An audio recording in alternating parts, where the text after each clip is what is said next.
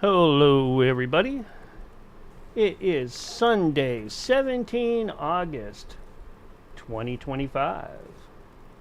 I am setting up for Dragus Productions' Sunday stream, which will be about Censorship Sucks Roundtable Radio Show. We'll be getting the pre-show going here in just a little bit. Hope everybody's out there rip rock roaring to go.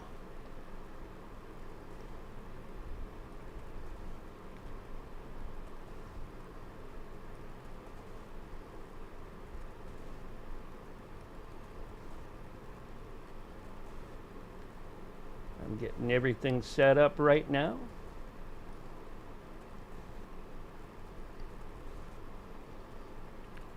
Have the crew in here momentarily.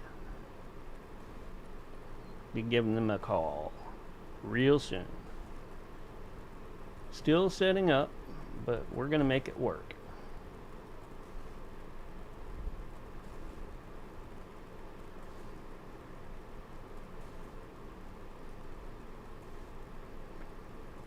Let me try getting the folks on the line.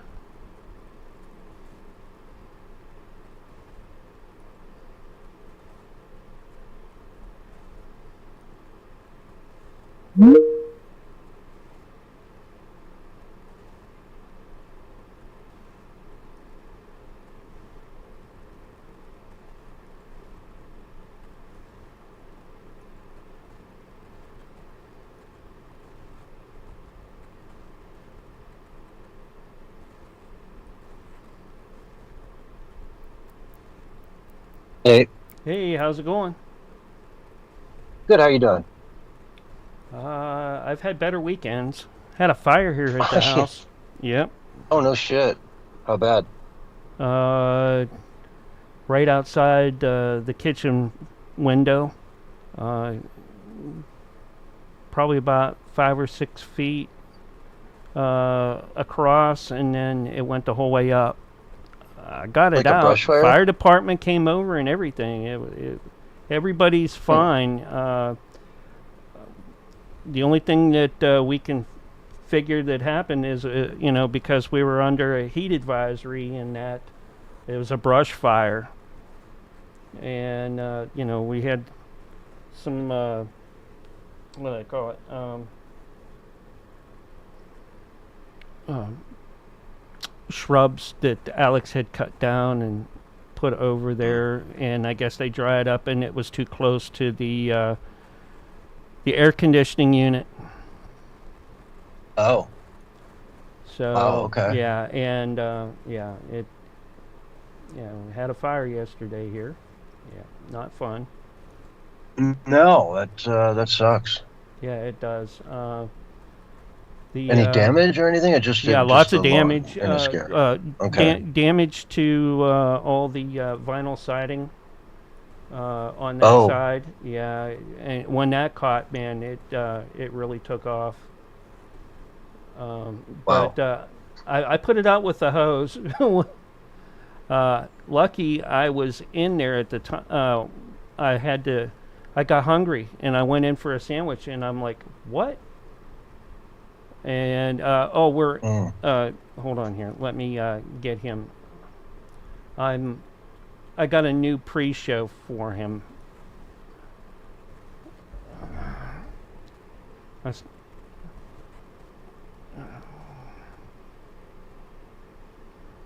Yeah, it has not been a fun weekend. And my daughters were over here this weekend too. So not fun. Yeah. But wow. Yeah. Hey, give Barry the link for this room, please, because this is a new room. Problem is, I think I texted it to him. Oh no, wait a minute. I can probably do it through here. While I keep working on this and getting us more set up. Yeah, I'm surprised I even have... it didn't get near the line for the internet or any of that, but Mm-hmm. yeah, some of the other stuff that went on,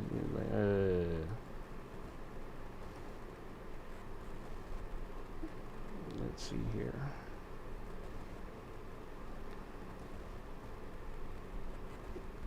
Yeah, there we go.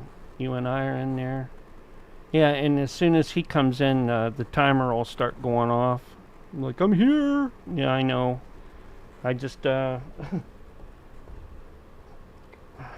just to take my mind off of some things, I started up some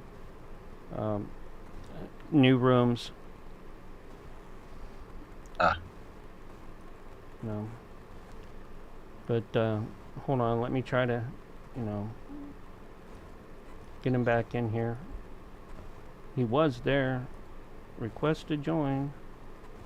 I tried to add him in, and then I sent him the link as well. Yeah.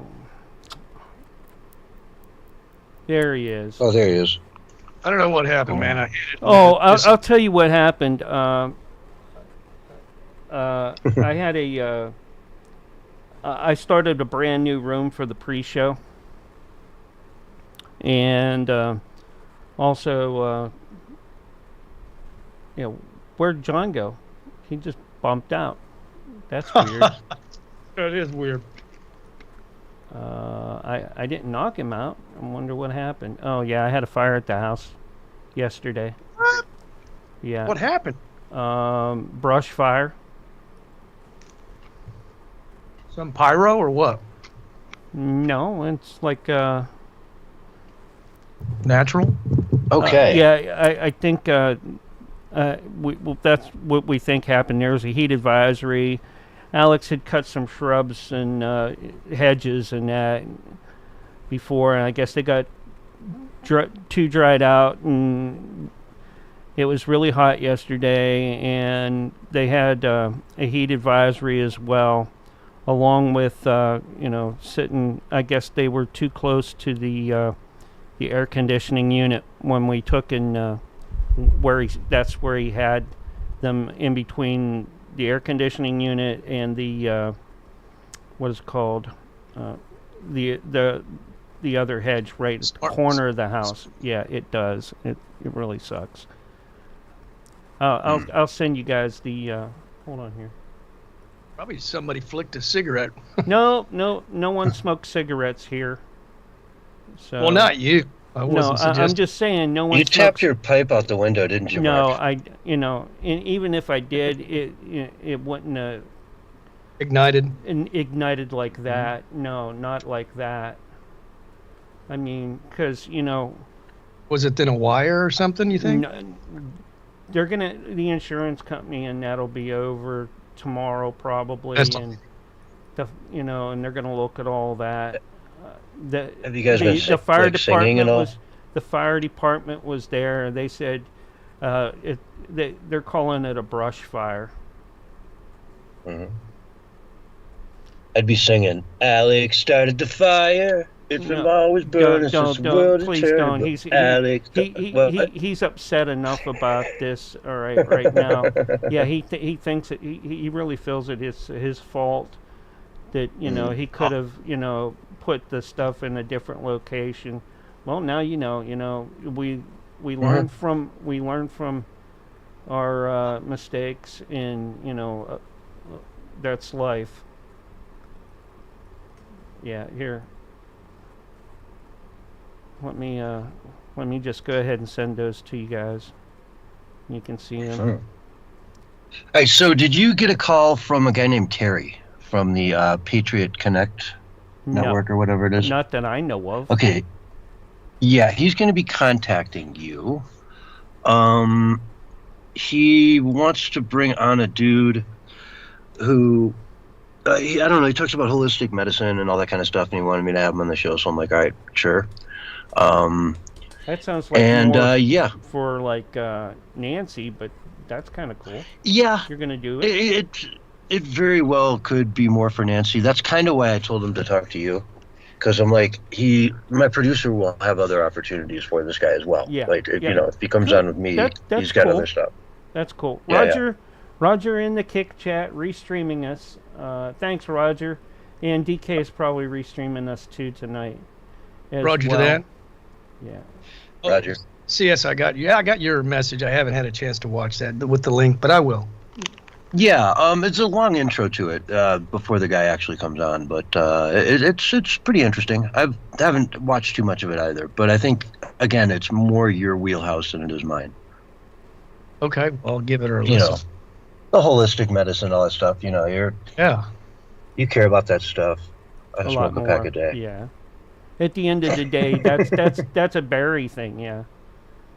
For this show and the Wednesday show. Yeah. Is it? So, Or do you wanna is he run going to point try to on come that in for interview? Wednesday, which would be kind of cool? Well, it'd be a Wednesday, yeah. Yeah. Right. Yeah, Wednesday's your just interview go ahead day. and Yeah. yeah, go ahead and schedule them when that guy contacts you. Just put it on the calendar, and we're good to go. Yeah. As long as it's not like the first Wednesday or the first, right. As long as it's not a Brent week. Yeah. Whatever, if he contacts me, that's what I'll do. And if he can't do that, then I'll have him come in on Nancy's show, or Jack. Jack might be able to use him too. Yeah. I mean, it's not paranormal, yeah, but with Nancy, absolutely, it'd be a good guest. And I would say schedule me 1 week, and then like 2-3 weeks later, put him on with Nancy. Yeah. That sounds great. Yeah.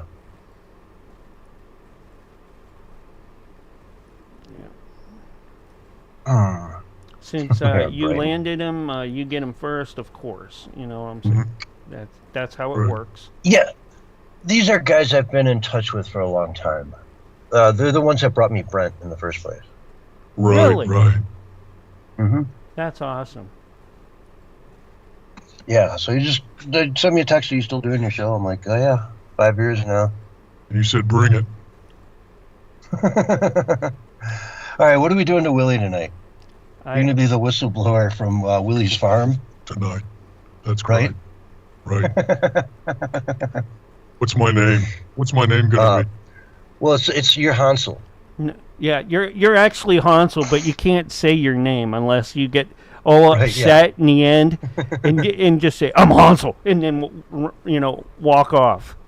He walked off. Okay. Can't believe you didn't recognize my voice. All right. Since you're going to use that, I got to turn the bass down on you guys so that it comes Let's through see clear. here. There you go. That's just for that part only. Yeah. Oh, and the You know what I'm people for saying? the Roger's just, wanting to know where Yotivation is. She hasn't shown no. up yet. So, hopefully she'll be in when the next hour starts. hey, Sonia over in Rumble. Appreciate you coming in. I haven't seen her Sonia. posts lately on mine, so I was just thinking maybe she's been kind of busy. I don't know. Yeah, I'm sure she's pretty busy. Yeah. Meeting today with Russian President Vladimir Putin. I don't know why I have this up here. Why would that be in my feed? Well, I mean, it just puts stuff in my feed sometimes. You know what yeah. amazes Anyway. You know what amazes me? I mean, still to this day, even after everything I've said to people, it's like they don't even listen, man. Meet Mohammed from Bangladesh. They think Zelensky's the good guy still. I'm not saying Putin's a good guy either. I'm just saying it's shocking that he's the one that's totally sabotaging the peace deals, right? He wants more of his people dead. He's a sick puppy, and somehow it's just like Putin. And I'm like, okay, maybe Putin's not a good guy, but Zelensky, we know for a fact, is a psychopath. Yeah.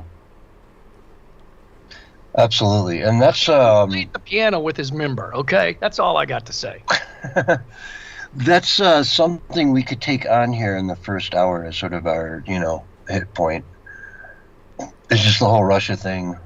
It's the Russia still. It's going on it's like just a new chapter. They can't do the Russian collusion delusion, so now it's Putin bad, Zelensky hero. Mm-hmm. And It's always been. It's always clown world and ass backwards. Anyways, I'll be right back, guys. I'm going to take and refill my sweet tea, and you guys talk a while. Make some fresh tea, man. It's in the freezer right now, so I get it ice cold for the show. But It's funny when you hear a Southerner talk about sweet tea. You know it's that like really concentrated shit. You know what I mean? Oh, So you can't even taste borderline syrup. You Yeah. can't. Yeah, when they say sweet tea, especially Mark's got a sweet tooth, but he says he doesn't. Texas, yeah. Didn't he say he's not into sweets? I don't know. He's a Texan who's going to the fridge to get some sweet tea, and I'm just saying that sweet tea, I bet you, is real sweet. Dude, I would vomit literally if I had a sip of like the Red Diamond tea, sweet tea that you get at the grocery store. That stuff is disgusting, man. It's like, where's the tea? It's just We syrup. don't have it here. Yeah. But you know what I was thinking about, why people embrace those narratives? Because it's simple. You know what I'm saying? Putin bad, Zelensky good. Like people don't really want to know that things are nuanced, right? They just don't want to know that, because they want things to be simplified. And then they can pick a side, because that's what it's all about, going to be tribal or something. And I understand, that tribes are important, but the truth is slightly a little bit more important. Just saying. Just saying. But yeah, they like it simple, they want to pick a side and forget about nuances and, how things are more complicated than what the mainstream media tells you. I had somebody telling me the other day that Tulsi Gabbard said that Assad was a good guy and just misunderstood. And I was like, she's never said that. Never. I even looked it up on ChatGPT, which leans left and favors the left, and it couldn't find anything. In fact, she's condemned Assad multiple times, according to ChatGPT. But it's like, do you not know that the fake news will cherry pick and cut like they did? Do you not know that Trump just won millions of dollars for suing ABC because they were chopping up Kamala Harris and stuff to make her try to sound better? I mean, they will do anything to push their narrative. So it wouldn't surprise me if we had her saying something about something totally something different, and they cut it and put it right back to back with Assad. Yeah. But no, you can't convince the people of that, because they're like, no, the fake news. They call it the mainstream media. They would never lie. They would never misdirect, or they love us. They love us, man. They do. They got so much love, dude. I get a Christmas card from them every year. Wolf Blitzer sends me one. I thank him every year. It's so nice of him, man. Wolf Blitzer, yeah. For being a big CNN fan, he sends me a thank you. Yeah.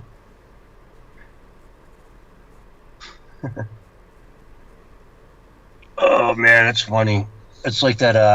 On your driver's license? Is it where you can check that little box that says yes, contribute, or your IRS form? That's it. I want to contribute money to the presidential election fund. Really? Yeah, have you ever seen that? What is that, just for any president, or is it what? It's just, it goes to a fund that helps to fairly elect the next president, quote unquote, right? And it's been on IRS forms forever, and it's just like a $3 thing or something. You know what I'm It's talking not a about? big deal. I'm tired of everybody asking me for money, no matter where I go. It doesn't matter. Would you like to round that up to $15 instead of $14.25? Everywhere and there's a tip. You go to a restaurant, you serve yourself completely. Nobody waits on you at all, and then they want you to leave a tip. 15, 20% or something. And I always hit none, because if you need to get a tip for not waiting on me, the people need to pay you more. It's not my responsibility to pay you more. And look, I believe in charity. I love giving, but dude, everybody's trying to pull another dollar from you, and you never know where it goes. The funny thing too is with a lot of the it's a cup of coffee, right? I'm not going to tip 15% on it, but I might tip like 4%, 5%. You know what I mean? Like they never give you that option though. You just want to tip like 2.5% and just be like, yeah, here, it's whatever, 35 cents. If everyone does it, it'll add up to a lot of money at the end of the day. You know what I've noticed? I've noticed that the people working the cash register, they look funny if you don't tip them now. I kid you not, man. They look at you like, oh, you're not going to leave me a tip? You don't think I'm worth it? And it's not that. It's you're not doing anything. You're not serving. You're not waiting on me. Okay? Your cash register taking my order. Like if I went to McDonald's, I wouldn't tip the person for getting my order correct. And now Wendy's, they've got the Wendy's AI, right? So when you go through Wendy's, not all of them yet, but apparently some of them already have Wendy's AI. It's got a picture of Wendy and it says Wendy's AI, like this is her AI version, and she's going to now take your order. I mean, I don't know, man. Like if you're going to give any money at all, you better make sure you know where it's going, because that money's going funneled to never going to any real cause, man. I don't believe for 1 second. You know what I'm saying? Now, I will, if I go into Salvation Army or something like that, I'll round it up to the nearest dollar, because, I'm already getting it cheap. It's like, what, an extra 50 cents? And they do some good work. So, and I know that, and they seem to be fairly. They're one of the worst, actually. Are they? Oh, great. Yeah. Yeah, they're one of the worst. The local Salvation Army we have is fantastic. I know that. Because they deal with maybe that's not the Salvation Army. That's a different. I got it confused. Maybe they are really bad. Tell me, because I don't mean their shops are bad, and I wouldn't work with them. I mean, as far as the amount of money that you donate, what hits the ground, right? Yeah. That's a small number. I believe that. Yeah, that doesn't surprise me, but I got it for so cheap, and I know all the people there, and they're nice about it. That's about the only time I'll do it, though. Otherwise, I'll give, to charity that I know where the money's going, and then that's it. But I mean, think about it. Everywhere you go, they're trying to literally drain your money more. Every single place. I mean, it's during the hard times, It's not like this is like, we're not like, high on the hog right now. This is kind of still rough times, It's better. Things are better with Trump, but I mean, we've got house prices are high. People are still probably losing their mortgages. People are finding it hard to get into a house. I mean, my house, literally, that I bought like pre-pandemic, just not too long before that, it's gone up like, I don't know, 65% in value. Wow. So it's, That's nice, not easy to get into a home. But yet nobody's wages have really gone up. Maybe at the higher levels, but I mean, I think the middle class is still being shaved away, but yet everything that the American dream is now harder to reach, like have a home. A lot of that was BlackRock, too. Just buying up insane amounts of residential real estate, right? They bought so much stuff up that they really limited the market that was left after they got done, buying for 8 years straight. Oh yeah, and the shamdemic was even like gave all those rich people the opportunity to buy things up for pennies on the dollar, and they just kept buying it up for pennies on the dollar, and now they got more power, more control, more leverage. And then, of course, we got the Palisades. Oh, man, I was listening to this Matthew Perry audio book because I bought it for real cheap. I was going to flip it on eBay, and there was a scratch on it that looked like it probably skipped, so I had to listen to the first disc.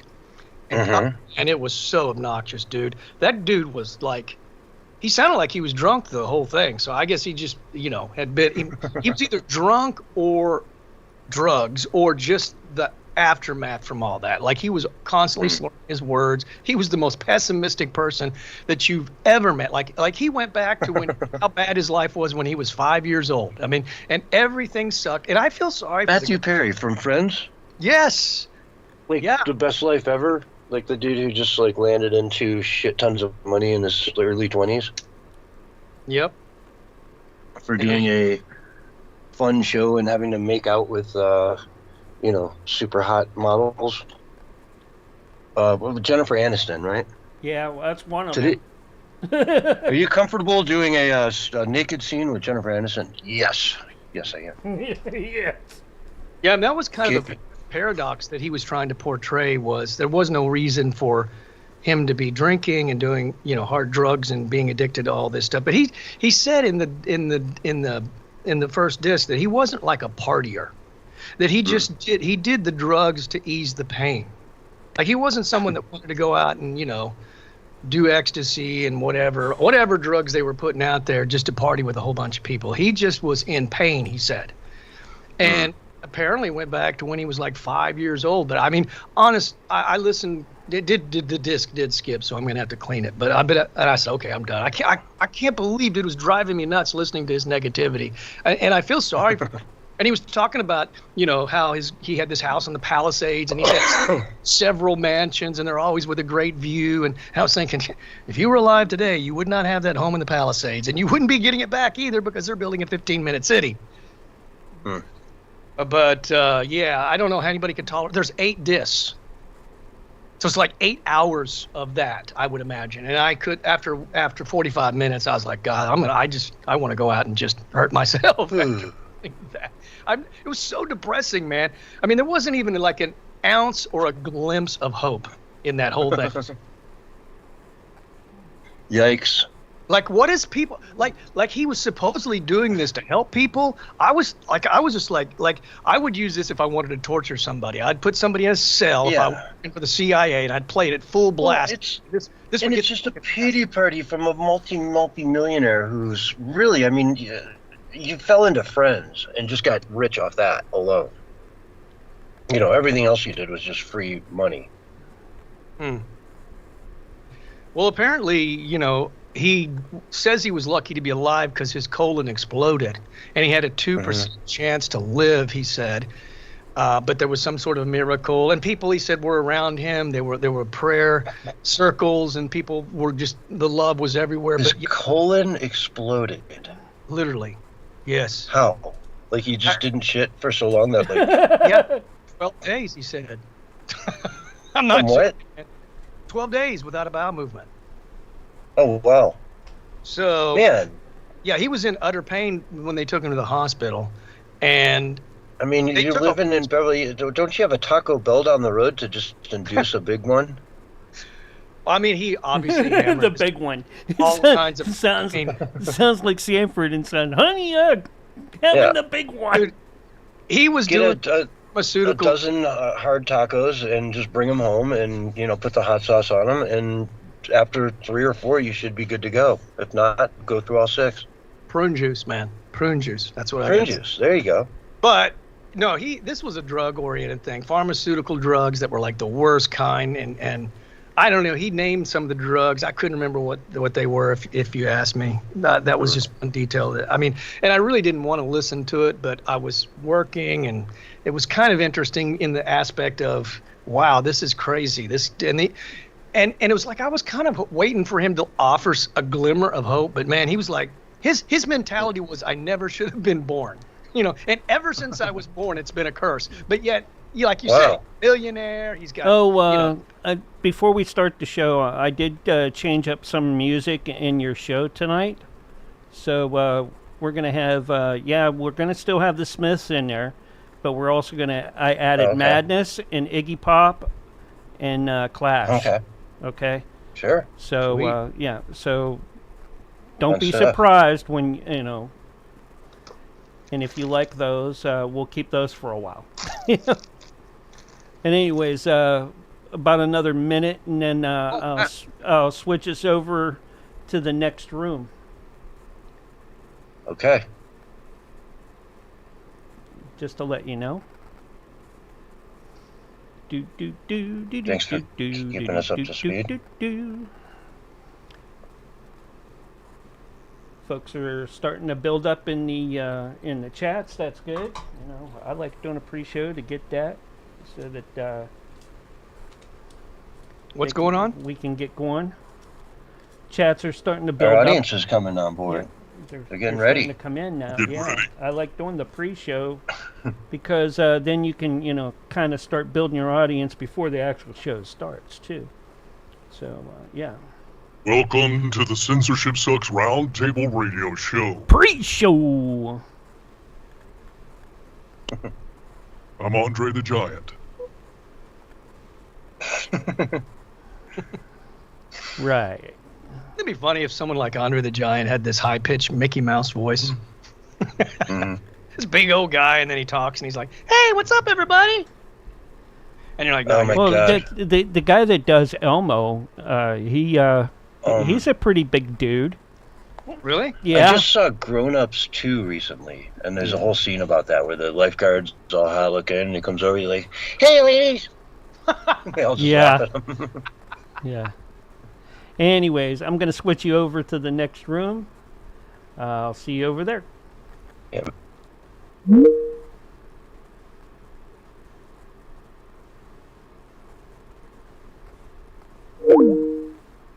That one. Start this one. Oh yeah. Peoples. Get the peoples going.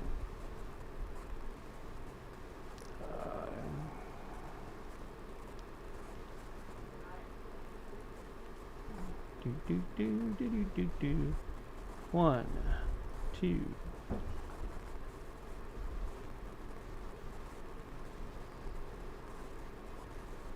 Come on.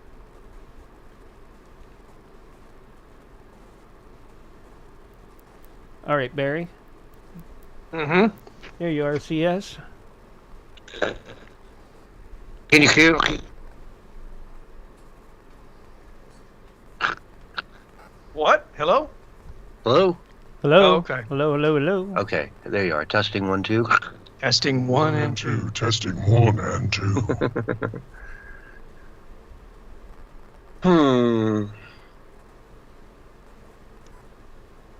Here's what you sound like before you eat your Wheaties. Here's what you sound like after Wheaties, all right, man? You understand? You get it? Actually, Wheaties is GMO, so don't eat it. The male vitality. Alex Jones, Mel Vitality. Yeah. What it is. Yeah. I take one sip and I talk like this for the rest of the day. So true, man. Can't take the methylene blue. I only can take it like 2-3 times a week. Otherwise, I'm just like completely out of my mind here on the show. As if I'm not already out of my mind on the show right now. But when I take methylene blue every day in combination with the CoQ10, it's just like I'm nervous. I can't sit still. I'm insane. Yes, insane. 30 seconds, folks. In the membrane. We love you, Alex, man.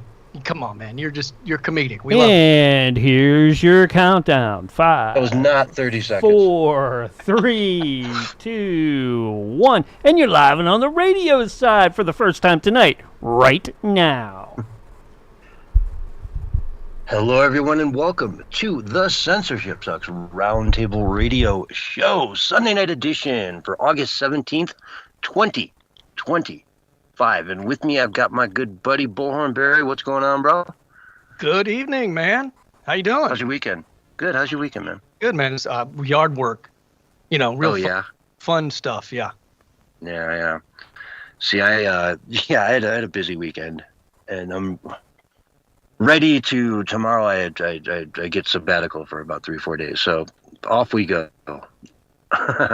Love it. That's good. And I got my new Starlink Mini, which can hook into it works in a lighter. Like you can plug it into your car lighter. So it's nice.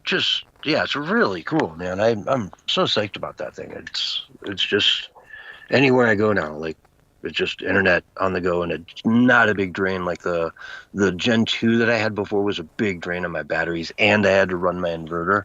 This I don't have to run the inverter, and it's fantastic. It's like takes no energy. It's a much better system. So glad I got that. Anyway. Hey, I was just wondering, could we maybe envision like maybe one show with you just sort of like as a nod to pump up the volume, you just driving down the street with your van broadcasting, man. I think that would be that'd be pretty cool. Could you do that? Yeah, I could. I don't think you'd hear much of anything I said though. Well, it gets windows down like you normally do. That it would just be yeah, exactly. Yeah. No, my phone is really good at all kinds of things except for making phone calls. Okay. The volume just isn't there and whatnot. It's so funny. If I don't have a Bluetooth, to my earbud, I can't hear a thing. So I don't know. I mean, that might work, but I'd rather not, do the mobile broadcast when I can simply pull over and give it my full attention. All right. I was just a suggestion. Yeah, with the live cam out the front dash. Yeah. Maybe have a multi-camera thing going as well for the live stream. In a pinch, maybe one day I might have to do that. But I don't like to miss shows. Mark, my producer, will vow to that. I don't miss many shows.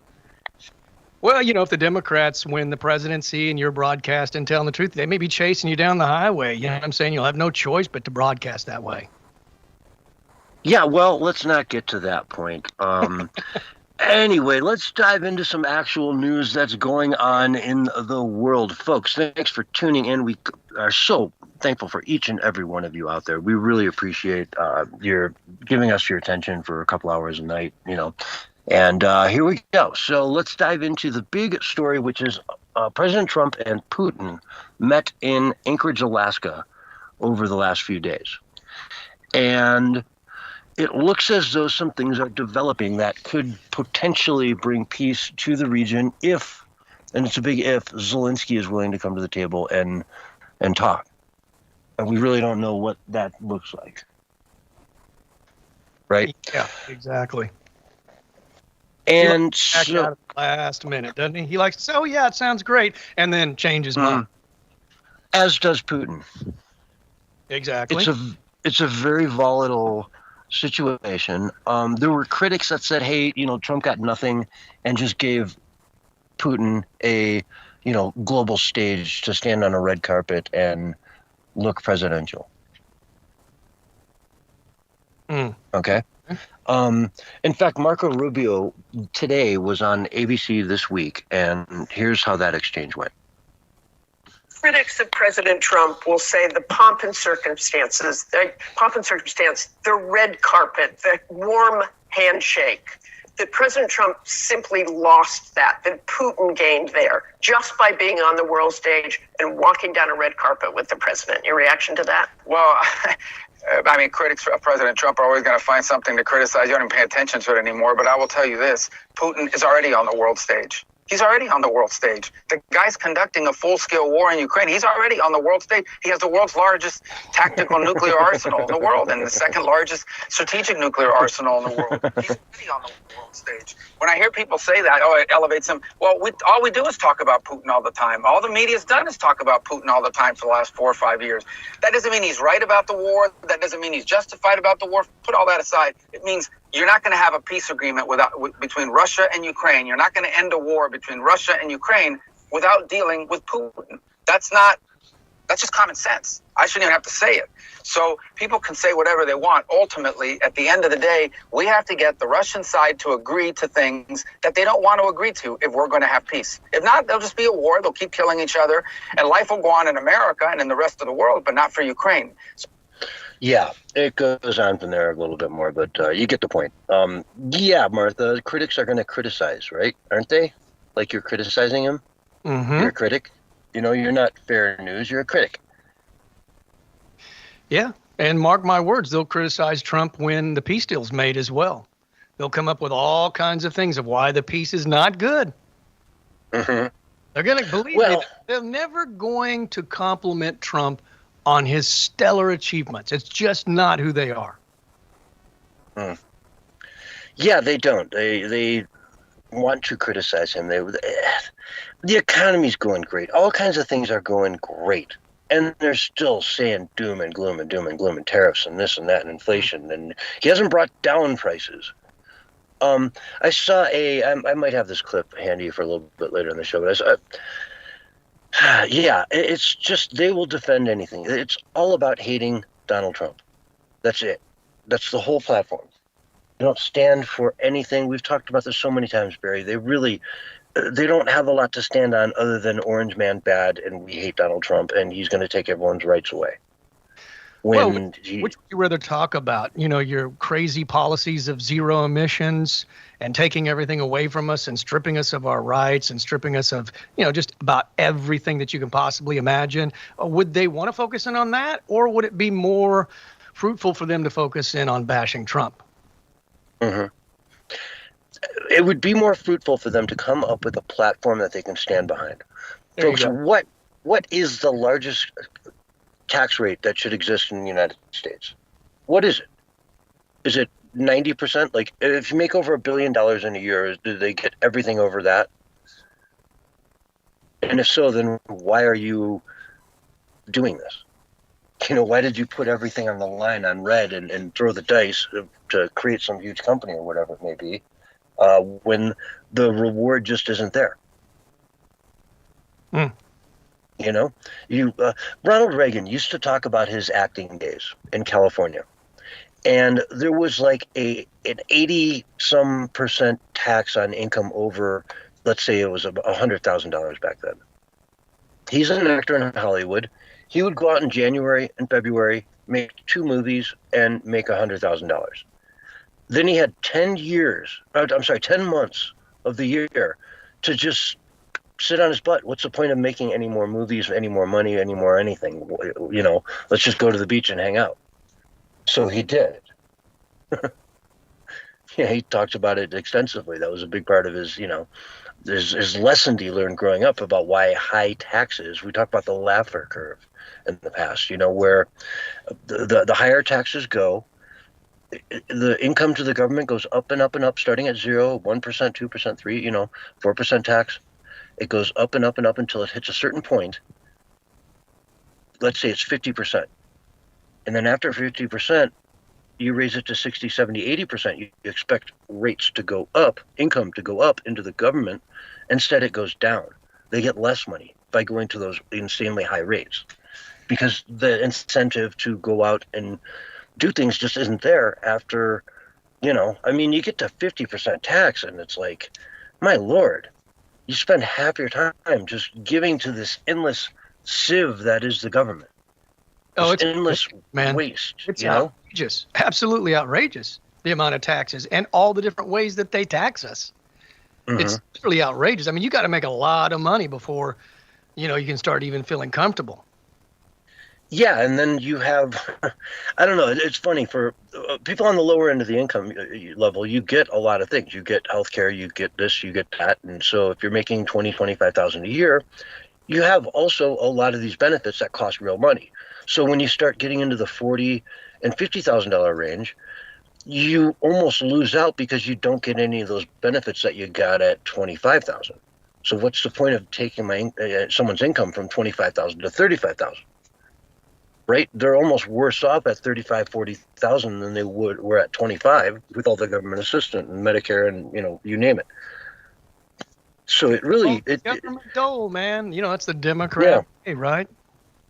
It takes a big hit. It's almost like you need to get up into the $60,000, $70,000, $80,000 point, and where it all starts to make sense, And now you've got the accountant. Now you've got you name it, all kinds of different expenses you never even dreamed of when you were making $25,000 a year. Yeah. And then buy a house. Rid of the federal income tax would be great. I'd like to see that happen, or at least for Trump was saying, under $150,000 a year or something like that. I mean, you think about it, $150,000 a year is just not that much money anymore. It's not like what it used to be, right? And it depends on kind of where you live too. It's even worse if you live in one of these areas where everything is super expensive. Like in where I'm at in Oklahoma, that'd be a pretty good salary, but that probably wouldn't be so good in maybe Portland or Chicago or LA or somewhere like that. Yeah, exactly. Pardon me. I'm sorry. I forgot I was making noise in the background there when I reached for that. So if you heard some crackling there, I apologize. But it's definitely, like you say, it affects housing and affects all kinds of stuff. And I don't know. It's if we were to get rid of income tax up to $150,000 a year, I think America would change overnight, and there'd be a lot of people making that kind of money, And then all of a sudden, let's give it a decent tax rate above that. You can take 50% after that, right? And I think a lot of people, the economy would be transformed by the motivation people would have to be able to just go out and make $1. You know what I mean? I made $1 today. I get to keep the whole buck. I don't have to give half of it away. Mm-hmm. I mean, it makes sense why the Democrats would want to overtax everybody and overburden everybody. That way they can push their green scam of, everybody needs to live in a micro apartment, and we gotta, basically that, or I don't know, share a little, have a little commune where everybody kind of lives in one little place. We share a bathroom and a shower and everything, like they started doing back when was that when they first started doing that? What year was that? Where they were bragging, they did a whole special about it, like on CNN. And the people that were in there, that were in these little communes, they were so happy about it. One of the other things they were talking about doing was creating these beds that like go up on poles for like homeless people to sleep on. I was like, I think the tiny homes is a much better thing for the homeless people than that. But I mean, in the utopia, the Democrat utopia, man, it's a lot of people in extreme poverty, and the solutions that they offer, are not very humane. They're not very comfortable. You know what I'm saying? At least with a tiny home, you have something that, you can kind of consider your own. Yeah, it's in a community of other people with tiny homes, but look, I live in a community of a bunch of people with bigger homes. It's not that much different. Yeah, exactly. Oh man, it's a crazy world we're living in, Barry. It really, truly is. And we just got to hold on to that sanity in our lives, folks. You got to hold on to that sanity and just know that America will never give up what it is. There are too many people that hold our values sacred in this country for us to just give it up. There's a fight that's going on, and it's been going on forever, right? It's been going on forever. Remember the communists in Hollywood, and it just goes on and on and on. Yeah. How do you get the Democrats to wake up to that? That's the big question. I mean, I know a lot have already, and many have either, gone to become a Republican or an independent, or I guess maybe some even like a libertarian. But how do you break that, the loyalty that they have to their party? Like, I've never seen anything quite like the loyalty that Democrats have to the party. Way more than like Republican. Like these people, they could be promoting doom and gloom and the worst for America and even themselves, and it seems like they would still stand by their party. Absolutely. It's kind of crazy. I think what's happening, though, in a big way now, it's happening faster and faster, is that people are just waking up. They're waking up. We talked about walk away and all these, Blexit and all these movements that have been happening. But nowadays, we're getting to a point where we've got Zohan Madmani running for mayor of New York, an open socialist. Minneapolis has an open socialist. I think mayor. socialist is actually being nice, too. I think there's quite a bit of Marxism in there as well. Fascism. Yeah, fascism. They're communists. Yeah. Tyranny. Yeah. And so it's out in the open now. And we're seeing people like Hakeem Jeffries, getting cornered and having to sort of defend Madmani, Mamdani, whatever it is. I call him Mad Manny because he's a madman, Sure. And it's going down that route. It's getting really bad. And all of a sudden, the left is going to have to start saying, yeah, no, we're socialists. We are socialists. We're a democratic socialist party. That's what the Democrats are, the Democratic Socialist Party, right? AOC, one of the front leaders in the entire movement, for president in 2028. Democratic Socialist. Jasmine Crockett, the whole five. The team of five or the squad or whatever they're calling themselves. Socialists, communists. Yep. With hard leanings towards Islamic values instead of Christian values. Which is an issue because we're not a Muslim country. And we never will be. I mean, that's exactly it. You just said it, man. They're being forced to tell you who they really are and what they really stand for. And it's kind of ugly, and maybe that's the thing that's waking the Democrats up. Let's hope they're not on board for that kind of madness, but maybe a few are, but I would hope that the majority of them are not. I mean, just last week, Nancy Pelosi comes out talking about how she's ready to promote on a national scale, making sure that children can have their genitalia cut off and transition. I mean, That's not going to be a popular idea, but yet she's telling everybody that she's all for it, even though it's pretty much been nixed with, the big executive order that Trump signed. Mm-hmm. Exactly. I mean, to have that national platform of we want to be able to transition kids. Billboard, it might be a 90-10. That could be a 90-10 thing. I don't know. I mean, yeah. Are you familiar with Billboard Chris? The guy on YouTube, he goes around the world and universities and whatnot wearing billboards that say no child can ever consent to puberty blockers. Okay. And he just stands there and has a nice conversation with somebody. And, well, I say nice. He's nice. Right. Not the other people necessarily. Well, not necessarily. Some are very not. But it's he's a guy who kind of personifies it, like you said, the 90-10 thing. Well, Billboard Chris, go look him up on YouTube. He's got a ton of videos out there. He actually just won a lawsuit against Australia because they put him in handcuffs and took him away and said, you can't do this here. And he went to court and they said, oh yeah, you actually can. Of course. So. Yeah. They don't want us doing anything that might awaken people, right? Mm-hmm. They censor. They don't want the truth getting out there because the truth is way too much competition for the lie, for the misinformation, for the disinformation. I mean, the toughest competitor that the left has is truth.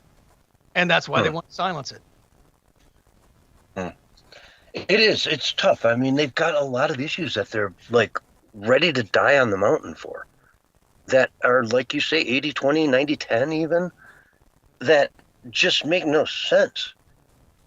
And there I mean, be a strategy behind it. Rumble, appreciate you coming in. Maybe they just think that at some point in time they're going to take back the power. And I can only see one way, and that would be through force, which would mean they either cheat or something, or they just tyrannically take it, like some kind of a coup, like they kind of tried to do with Trump, with the Russia collusion delusion. That was a coup. A big coup. I mean, it was treason. It was a RICO Act violation of people working in coordination across all kinds of levels of government to, knowingly carry out crimes against the sitting president of the United States. Don't get me started. Don't get me started. This was treason on the highest of highest levels. Joe Biden alone can be, at least his White House can be targeted down to all of these different prosecutors coming. He made an announcement that we're going to go after Trump. Trump said, I'm going to run for office in 2024. The next day, Joe Biden started calling in these prosecutors, giving them marching orders and sending them out on their way to go after Donald Trump for anything. For absolutely anything and everything they possibly could. Think about it, folks. The weight and full power of the United States government was sent against you as an individual. At that time, he was just a citizen of the United States. A former president, sure, but a citizen all the more, right? Mm-hmm. And they sent that entire power after him. And they got, quote unquote, 34 felony counts, which were misdemeanor. Well, it should have been one misdemeanor, potentially, that they should have legally been able to charge him with, right? And he could have fought that in court and maybe, But at the end of the day, they turned one potential misdemeanor into 34 felonies through the magic of the justice system. And they got him. They got him, folks. They got Donald Trump. He's guilty. He's a felon. None of those sitting in the White House. None of those Democrats said that they were going to go after him. They all said they were going to go after him. And I remember Biden said one time, and then he added afterwards, constitutionally. But there was nothing constitutional about the kind of stuff they were doing. I mean, there was nothing constitutional about the Russian collusion, delusion nonsense. Yes. That was unconstitutional, illegal, and treason. And that was more, I would say, Barack Obama and Hillary Clinton than was it Joe Biden. Right? Joe Biden knew about it, but he wasn't pulling the strings on those stuff. Just a puppet. But when we get into the political assassination of Donald Trump in the courts, that was completely Biden, his orders, his people, his DOJ, his whole thing.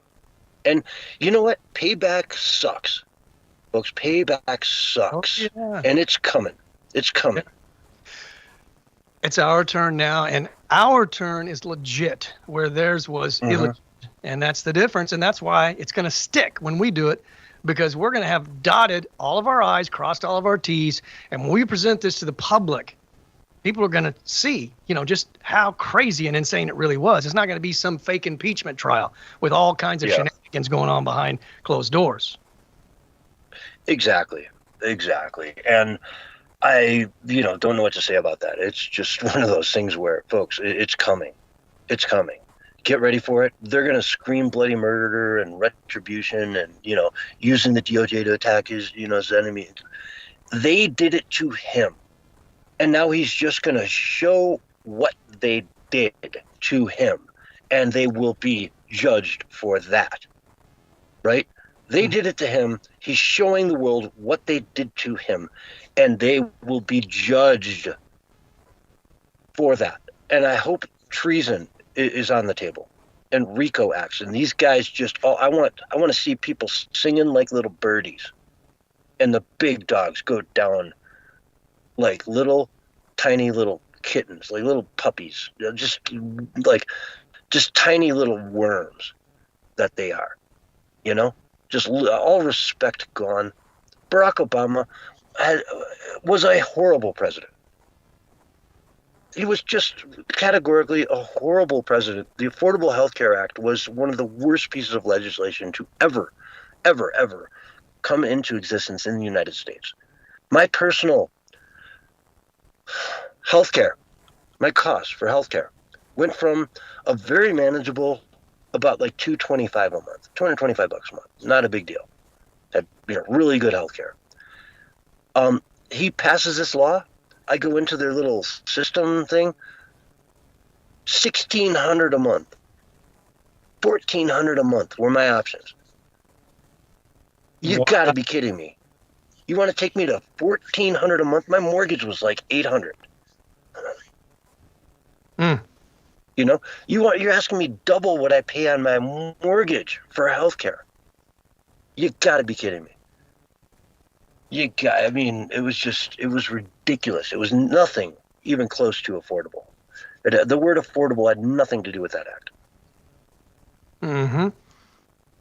Well, you look at these globalists and these people, that are under investigation.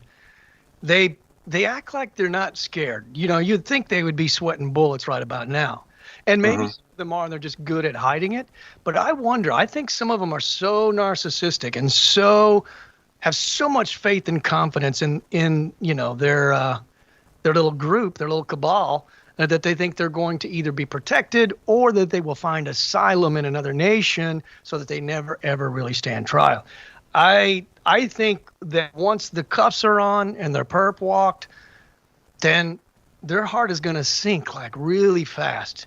And they're going to have a rude awakening if they're not feeling it already. But I think they're so desensitized to just about everything because they're just not the most humane people in the world, if you haven't noticed. So they don't have a lot of emotions other than the bad kind, like anger and hate and, greed, all the stuff that's just like the worst of humanity. That's the kind of emotions they have. But man, when they get them handcuffs on and they're perp walked in front of the whole nation, you're going to see a different look on their face. That pride and that arrogance and that narcissism will be wiped off their face. Because they know they're guilty. They know they did it. Oh, yeah. We all know they did it. And what they did was treason. And the news, so many people are complicit. So many levels of government, and the fourth branch of government, the news, the media, is completely complicit in this. I don't know why they feel the need to, bend the knee to their overlords rather than just give the people the news. The raw, unfiltered news that we crave so desperately. I mean, that's what we do here on the Censorship Sucks roundtable radio show, right? We just give them the news. Let's go. It's not that hard, folks. Unfettered. It's really not. Yeah.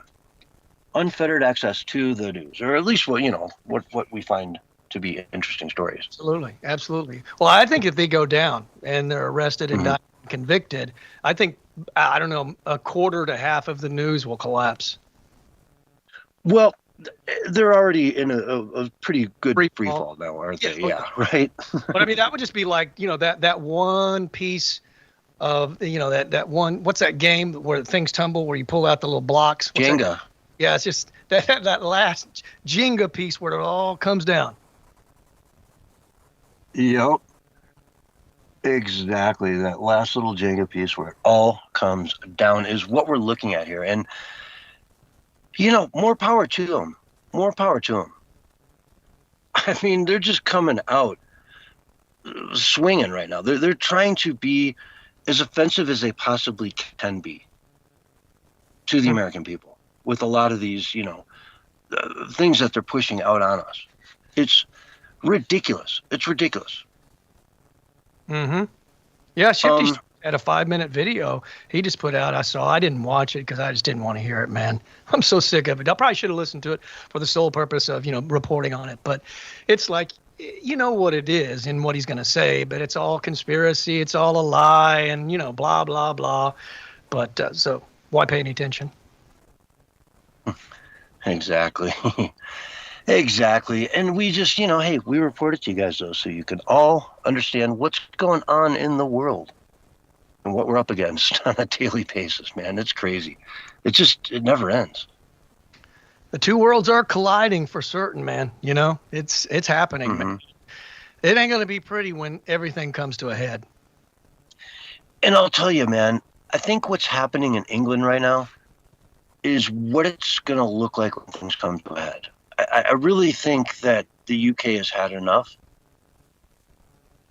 And they're starting to just say, they're going out there and saying, we're moms that are concerned about our kids.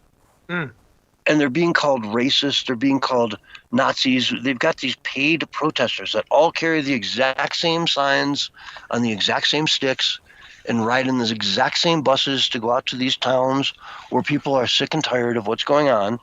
And all of a sudden you got a bunch of people from, I don't know, some suburb of London, some leafy, beautiful little suburb of rich white people or whatever that, are getting bussed out to these areas where they're having real issues with rape gangs, with people who just have no idea what British culture is like. It's just a very different world. Like when they see a young non-Muslim woman walking around on the street dressed in a short skirt, they don't think it's anything wrong with hitting on her, with grabbing her butt, with doing, really nasty things that would get you shot in places like Texas or, Oklahoma or Arizona. But yet in their cultures, it's just not that bad of a thing. Well, I don't think that the globalists want assimilation. They want a takeover. They want you to be demoralized. So they would love to see the Muslims take over. That would just be like their greatest joy, right? Because that would put people in fear and in concern and, isolate them because they wouldn't want out at night. They wouldn't want their kids out alone at any point in time, not even during the middle of the day. I mean, this is their dream world. They don't want assimilation. They want takeover. It's a much easier religion to control theocratically than Christianity is. If that makes sense. Christianity is going to be held to certain standards, whereas Islam, the Quran allows for things like, covering your women from head to toe. Right? They can only look out their eyes, and even that's got to be shaded. So, Yeah. Well, you know what they say over there in Islam? Well, the eyes are the most seductive. We got to cover those above all things, man, because, they might seduce me. Or preventing women from having any education, from driving, from the Taliban just put out a rule that said if you are in your house and you have a window and you're like, say, doing the dishes and you're female, if someone can look in that window and see you, you have to shut those blinds. That's isolation right there, man. That's like, it's isolation having to wear, a burqa, a full, black I mean, at least it could be colorful, like spring colors or something. But no. It's gonna be dark black like a funeral, okay? There's just nothing good about any of that nonsense, man. Nothing virtual. In the middle of summer when it's like 110 degrees outside. Yeah. And the guy's at the beach, he's in his shorts with his shirt off, and his wife's sitting there, with a giant blanket over her. It's ridiculous, man. I'm sorry. That's just ridiculous. When I drove out west, or when I moved out west, I took a long road trip. It's like I got all my stuff and I went. And I was driving along at night and I'm like, it's 6 o'clock, I should pull over. And then I'm like, what am I going to do? Just sit and watch TV for 3 hours while I should be driving? So 10, 11, so midnight comes up and I'm out in the middle of Wyoming. And I actually pulled off. I got up on some exit. I was just so tired and just slept in my front seat of my car for like an hour, Got up and went looking, sun's starting to come up. I'm looking for coffee, trying to, get my bearings again. Going into this gas station in the middle of Wyoming, in the middle of nowhere. And it's a really big, truck stop. I see a Muslim family in there. And it's the father with his wife and like 3 daughters. And they were all in full-on burqas, head to toe, can't see the eyes, can't see anything. And it was the biggest culture shock I'd ever had. I couldn't believe what I was seeing. Right? Wow. It was so sad to see these kids. I don't know, anything about them. I just know how tall they are, and they're 3 feet, 4 feet, And they're just covered head to toe in a burqa. You the can't wife too. identify anybody that's dressed like that.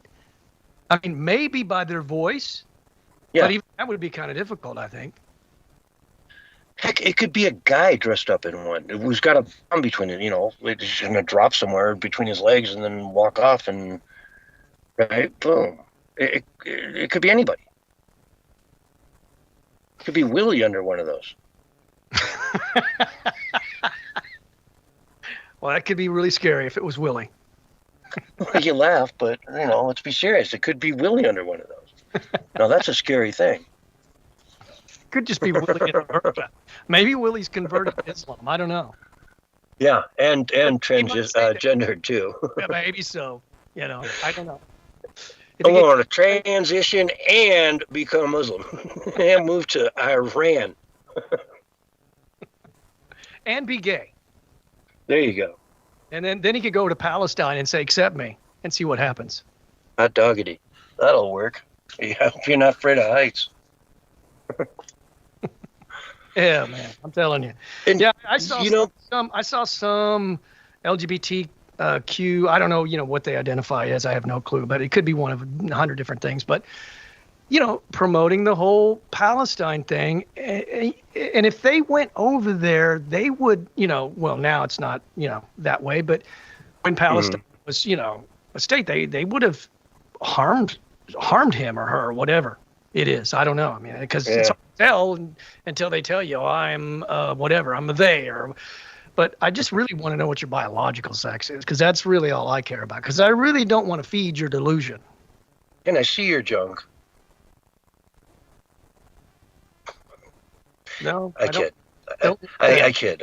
All right. Okay, that's not bear humor. That's more of a David Hogg humor. That's way too far. All right. So, Barry, we were talking about England. Yeah. And the national anthem, Rule Britannia. Rule Britannia. How many of the lyrics of that song do you know? None. Right? So it's Rule Britannia.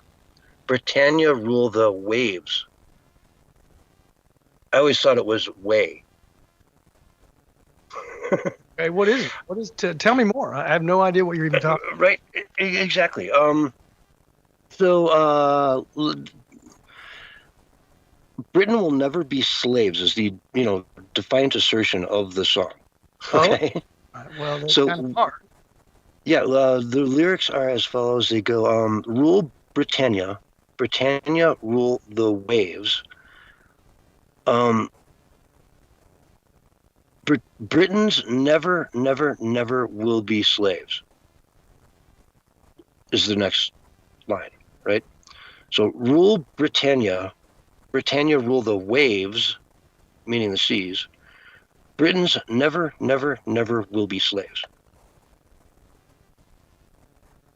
They're going to probably ban that song before long. They can't have that.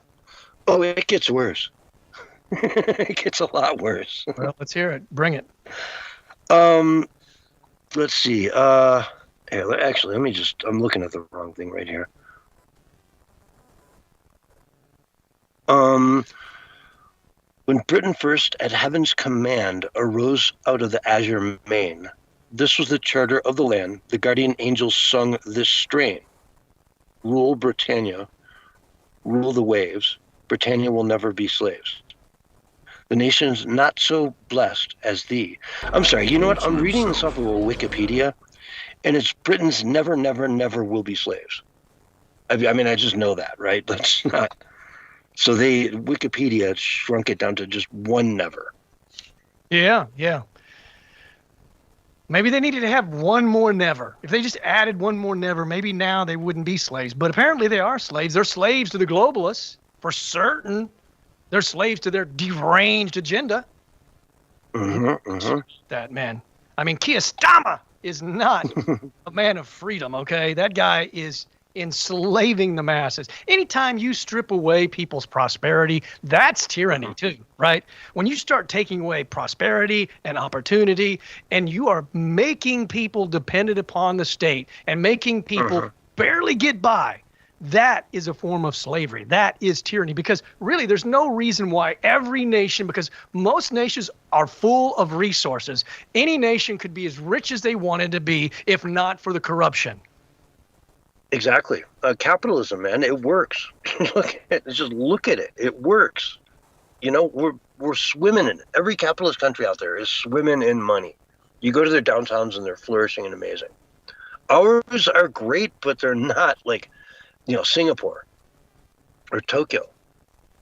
I mean, let's talk about some of the real, amazing cities out there that exist. I mean, Tokyo has almost no crime. Our friend of the channel that came on a while back, Patty Doyle, told me a story about how he rode his motorcycle to the airport, right? Left his keys in the ignition by accident. Put his helmet on, the steering wheel, like everyone does there. No lock, no nothing. Just put your helmet there on the handlebars. Flew to England for a week and a half. Was freaking out on the way back because he couldn't find his keys, got to his motorcycle, and they were just sitting there in the ignition. Yeah, you've told us. No crime. None. No crime. Right. Trusting societies that work so amazingly well. Yep. And here we are just in this. We can't buy a $2 thing of soap in a lot of places in our cities unless you get an attendant to unlock the glass for you. Well, a lot of people want to blame the kids. The kids are messed up. The teenagers, the youth, whatever. But you do realize that the kids have been socially engineered, and so have the parents. And, there's no parent at home in most households anyway to really be, a parent, because that's against the Democrat globalist way, right? You can't have the nuclear family. You got to have the kids being raised by the state, by the schools, by a nanny or something like that. They don't want the parents raising them. Couldn't possibly have that, because they might, grow up having confidence. They might grow up, amounting to something. But the more that they're left alone, the more that they're isolated, and the more that they feel like they're not worthy, the worse off they just get. Everything has been socially engineered to be like it is. In other words, all the craziness didn't just happen by accident and organically. There would always be crime. That is true. But the levels that we see now is socially engineered. It is. And it's a morass that's just seeping into society to the point where, they're cracking down in Washington, D.C. Donald Trump has cracked the whip, and it's going down. And I saw this big viral TikTok that went around of this black lady, not if she's a peasant. she's 6 probably generations removed from Africa. She's an American black woman who was just saying, man, I can drive through the city with my windows down. What a change. And I don't have to worry about some punk just walking up to my car and messing with me. Yeah. Well, why do you think the Democrats are so upset that the rule of law is being restored? They don't want things to be restored. They work best out of the chaos and out of us being weak and desperate and demoralized and dependent. Mm-hmm. And they're furious about it. You know, did you see this sandwich guy? The guy who threw a Subway at a cop? They chased him down. Yeah, that was funny. Yeah, right. He was flipping out. He seemed to me like he was on some sort of psychotic drug, right? Mm-hmm. LSD or something. Just out of his brain, pissed off that they're just trying to bring the crime down in the city. The place where he walks home into the subway, right? His neighborhood, where you can get shot at a moment's notice. And they're just trying to make it safe so that you don't have to worry about stuff when you walk downstairs to go get a Subway. You can bring your wallet. You don't have to leave all your cash at home except for $10. Well, $20 now is Subway. Mm-hmm. But you get my point. Oh, man. And by the way, go ahead. him throwing a $17 Subway sandwich at a cop was a big flex money-wise, you know. I know this. I've talked to a lot of women, and almost every single one of them have told me that they do not go out past like 9 o'clock. And that's even like in areas that you would consider to be, you know, fairly safe.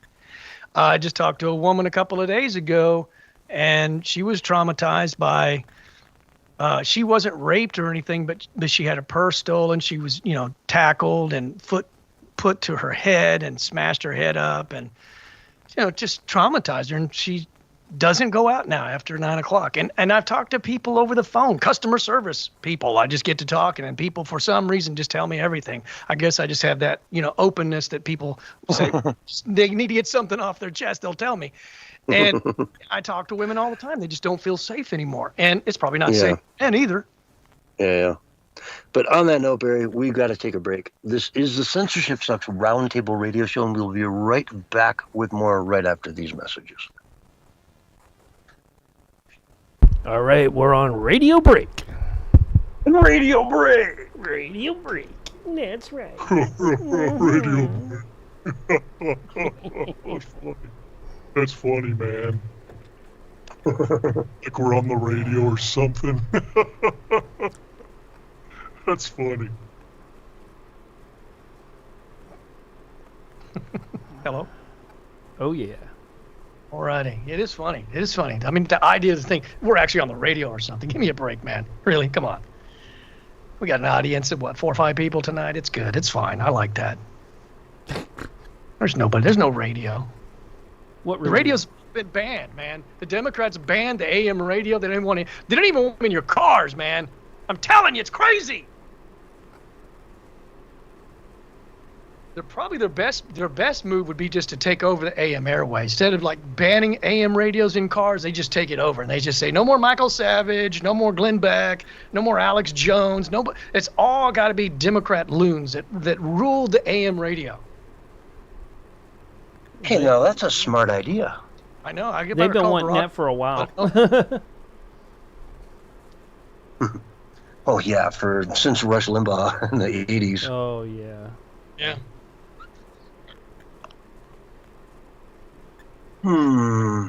Went into a coffee shop and I saw a coffee mug up on the, they had all these coffee mugs that they had collected on the shelf, it looked kind of cool. I'm scanning across each row and then I come across this giant coffee mug that said NPR and I was like, okay, I'm out here. I was out. That was it. So all I needed to see was NPR and I was like, I'm done. No coffee here. Not supporting it. I would have gone up to him and said, I would like to have a coffee latte this is my NPR voice. It's very peaceful. I got my pink sweater on, so I seem docile. I'm a beta male. I'm very docile, and effeminate and peaceful.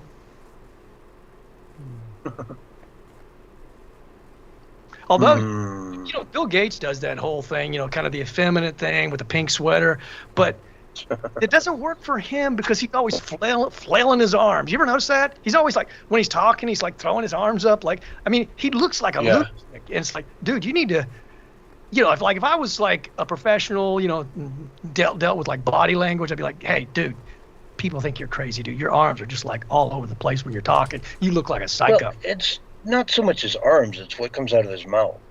Well, in combination with his arms. Yeah, but I mean, my Lord, the mouth is doing it all for me. I don't need the arms, Okay, I got a test for you, dude. Check this out. Go try this. Okay, I think there's a really good interview with Gavin Newsom on the Sean Ryan Show. Go check that out. Turn the volume off and watch Gavin Newsom speak. He looks like the shadiest car salesman you have ever seen, man. And he crosses his legs. I don't know. I sometimes I don't, like they say men do the kind of the square thing when they put their legs, but sometimes I'll cross my legs. But the way he crosses his legs way over like that, first of all, that's uncomfortable if you're a real man. So I don't know. Something going on there. But I mean, he looks like a maniac. He looks like Bill Gates, just his facial expressions, his body motion, his hands, and I wouldn't trust a guy like that. Yeah, and now they've done studies about how comfortable that is for real men, and it's really just a combination of. Okay, so they first of all look at the sack size, how large is the ball sack, and then the size of the testicles. God, so if you have large testicles with a small sack, it's uncomfortable. But if you, as long as your sack is big enough, then you can comfortably cross your legs as a guy. I don't think there's 30 seconds, fellas. So. Oh, sure. Yeah, no, there's a whole theory on that. Go look it up on 4chan. A peer review study. The peer review study, right? On 4chan. Just go look up ball sack versus testicle size.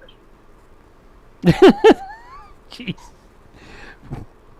5. Next on Willie. Anyways, here's your countdown. 3, 2, 1, and you're live and on the radio side right now. Rule Britannia, Britannia rule the waves. We will never, never, never be slaves. Ha! I don't think that's the tune, though. I really don't. I'm just saying, I don't think you've ever heard the tune. You know the lyrics well, but I don't. Well, I've heard the tune. I'm close to it. I mean, I've never sang it before. It sounds like every bar song. You know what I mean? Well, that's what Brits sing over there. They sing bar songs. Everything sounds like a bar song over there. I think so. Mm-hmm.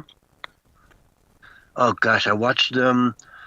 Oh, man, there were really some big protests in the UK, and it's really getting to be about, they're just people who don't want mass immigration.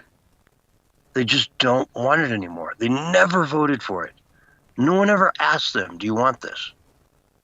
It's England, for crying out loud. England. I was thinking about it today. Is it possible that London will never see another mayor who's not a Muslim? That's an interesting question. Right? Mm-hmm. The powers that be will put another powerful, when Sadiq Khan gets term limited out, if that's how it works over there. I mean, he might not. I have no idea how that works. But they're just going to put in place another Muslim. It's going to be a Muslim majority run city, for the last 8 years. It's on. Go get them. We're here. Well, I'll tell you what's interesting, though, is that in the UK, church attendance is up among the youth. It's up among adults. And Bible purchases are up 80%. I mean, so it's this very Christian rising that's happening in the UK. And that wouldn't go too well with whatever that guy's name is. I'm sure he doesn't want anything Christian in their area. Have you ever heard of Brighton? Brighton is a city in England. I've heard of it, but I don't know much about it. But this is a 1 minute long clip from Crime and Consequence. on YouTube. Just listen to the mayor of Brighton. Watch this. Thinking you're not getting enough energy. Meet Mohammed from Bangladesh, the newly elected mayor of Brighton. But here's the thing, he can hardly speak English. Yep, you heard that right. A mayor of a UK city who struggles with the basics of the language. And guess what? The community isn't too pleased about it. You must look what is your food, what is your body need. Your body, you are putting energy in an office, in a working place, but you're not giving enough for yourself. How could be you happy? You forget the materialistic life, you forget the car, big swimming pool, you big house. You must look after your health. Health is wealth. If good health, good life.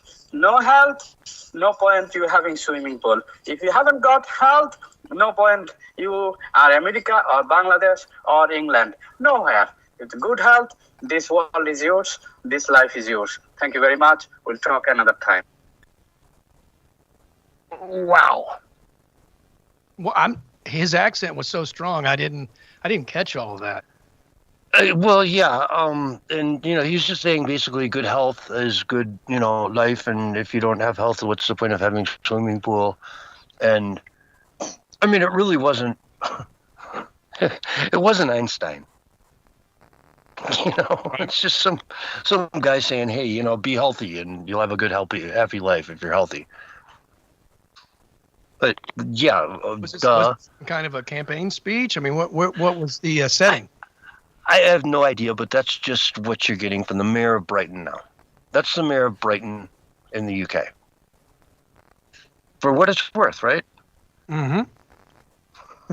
Well, here's some of the real statistics, man, I was telling you about them in the UK. Mm-hmm. We got about 20 seconds.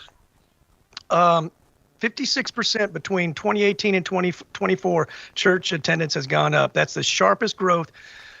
Came from the youngest generation from 18 to 24 years old. So like in the last 4 or 5 years, Christianity is blossoming in the UK. Yeah, it is. And you can see it on the streets. The St. George, flags are everywhere. And they're not going anywhere, folks. Rule Britannia. Britannia, rule the waves. We'll be right back after this short message. Never, never, never, never a slave. All right, we're on radio break, and you did get that in, Barry. Well, I didn't want any dead air. That was the problem. That's fine. And, I wanted to bring home, CS's point. So. Yeah, never be slaves. No, never, never, never, never be slaves. Yeah, and if you hear, I don't know, it's funny. I'm reading from Wikipedia, and it's like, Britons will never be slaves. And if you just listen to it in your head, there's like 3 nevers in there. It is, Britons will never, never, never be slaves. It's not it's too long of it's dead air if you just say never once. I don't know, Wikipedia, get your shit together. Censored it. It was too strong. Came across too strong. Exactly. But interesting lines, though, right? We will never be slaves. Like they say, oh, you took slaves, but you'll never, never, never be slaves, right? Yeah. Guess who sold us those slaves? Well, yeah, I don't know what to say, man. I hope it goes well for the UK. It's a tinderbox, man. It is. It's gonna go up. Sorry about that noise. What noise? Huh? Wait, noise. Yeah, I hope you like that song "Our House" by Madness. Which song? Our house in the middle of the street. Yeah, Our House. That's playing right now for you. Oh, all right. Sure. Yeah, and then after that, it'd be Iggy Pop, "Lust for Life." And that was the end of that one. And I will get us up on the next one here real soon. And we'll bring in, that's right, Willie. Willie leave. Willie leave or Willie stay? Are you still there? Willie leave the 5th. Willie leave the 5 times? Probably he will. In about 30 seconds, I'm going to switch us over to the Right, other I'm gonna hang room. up. Huh? You're gonna hang up? Okay. I'm gonna end this meeting and then bring us up on the other one. All right, man. All right.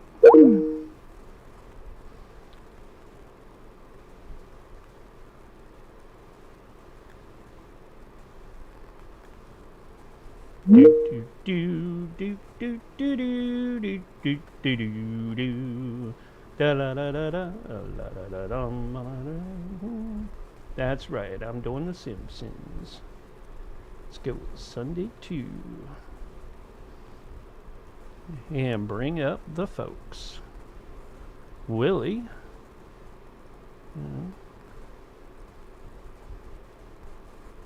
Barry. Oh, Hello. who's this? This is the producer. Mr. Oh, Producer. diggity. You know diggity. the Mr. Producer guy? Sure. Mr. Producer, I am here. Do you have all my shoes? I I left my shoes at your house. Do you have my shoes? No, I don't have your shoes. They didn't come in. You left them outside, and some guy stole them. I saw that through my. Willie, we're gonna do you dirty tonight, man. Hello, this is Hello. so good. This is so good. Hey, Willie, I just want to let you know, Willie, that I've got some falafel for you, man. And, Falafel you are relieved from all of your contracts, Willie. And I love you, Willie. We love you, Willie. I definitely don't love Willie. No, there's no love there. Willie is gay, and so I would see that he would potentially like to love me, but I'm just not that way, Willie. I'm straight. Yeah. Don't you know that Saul's super straight? He sings that song, Super Straight, Absolutely. Super Straight. That's Super right. straight. But you said you were attracted to Willie wearing his full black burqa. That you found that to be very Oh, attractive. well, sure. That's hot for any woman. I saw good. He's a low life, man. Low life. How what that saw good is, man. Come on. Willie, you're about to be exposed here. Uh-oh. Exposed, baby. Exposed. Oh, Roger says You are Willie the and the Intergalactic Proctology Alliance. The dirt's Yeah, gonna yeah. come out tonight, man. Proctology Alliance, we got huh? probed. Uh-oh. Yeah, we got probed and we liked it. Uh-oh. Ranger are coming, man. Did they use Roto-Rooter?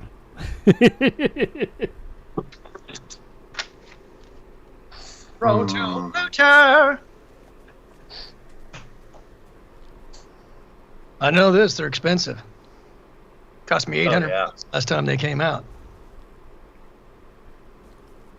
Well, that's because you take them dynamic, massive poops. It's all those veggie fruit smoothies every morning. You're supposed to get them out like once a day in the morning, clear out your system. And, you can't wait up once a week and do it like that. You're just going to break your pipes. Mm-hmm. Can't have that. Just ask Willie. If you don't know, just ask him. He knows. I'll just get some GMO worms to go through the pipes. That'll fix it. Well, but don't forget, if you eat those those sandwiches he has with the worm-based hides in it, it's going to wrap that turd up before it goes out. Willie, what were you saying there? You asking something? Have we tried what? Yeah, I was wanting to know, man. Hey, have y'all talked about that truck driver that killed them 3 people down in Florida? Well, he was just flipping a YouTube on the. He was flipping a bitch on the highway. That's what he was doing, right? No big deal. No big deal. I flip a Yui on I-70 all the time. Yeah, on a tractor trailer? Yeah, no biggie. He was from Bangladesh. They do that there all the time. Yeah, sidewalks are part of the road, don't you know? Have y'all talked about it? No, but we can bring that up. Yeah. If we have time. Yeah, if we have time. I don't know if we'll have time. Oh, we gonna have time if you can get Mark to shut his mouth. Oh my God! Really? Let me tell you.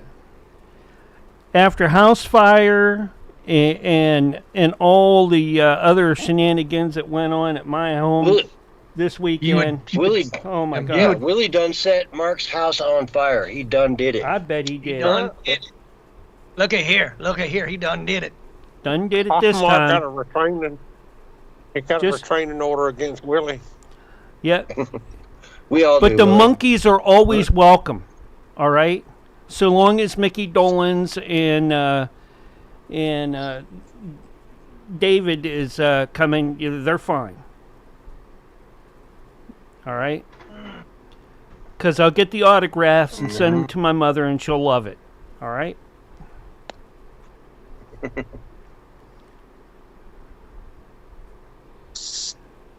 But that Alex character, I don't know about him.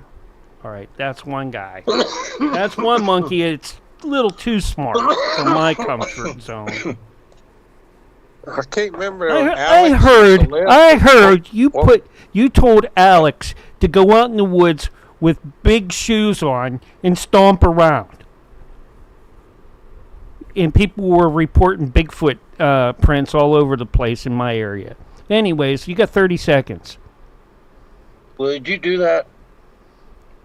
That don't sound like you. I ain't got a clue, man. See, that's why I said Alex is too smart for his own good. Look out, here's your countdown. 5, 4, 3, 2, 1, and you're live and on the radio side right now. Hello, everyone, and welcome to Hour 2 of the CENSORSHIPSUCKS Roundtable Radio Show, Sunday night edition for August 17th, 2025.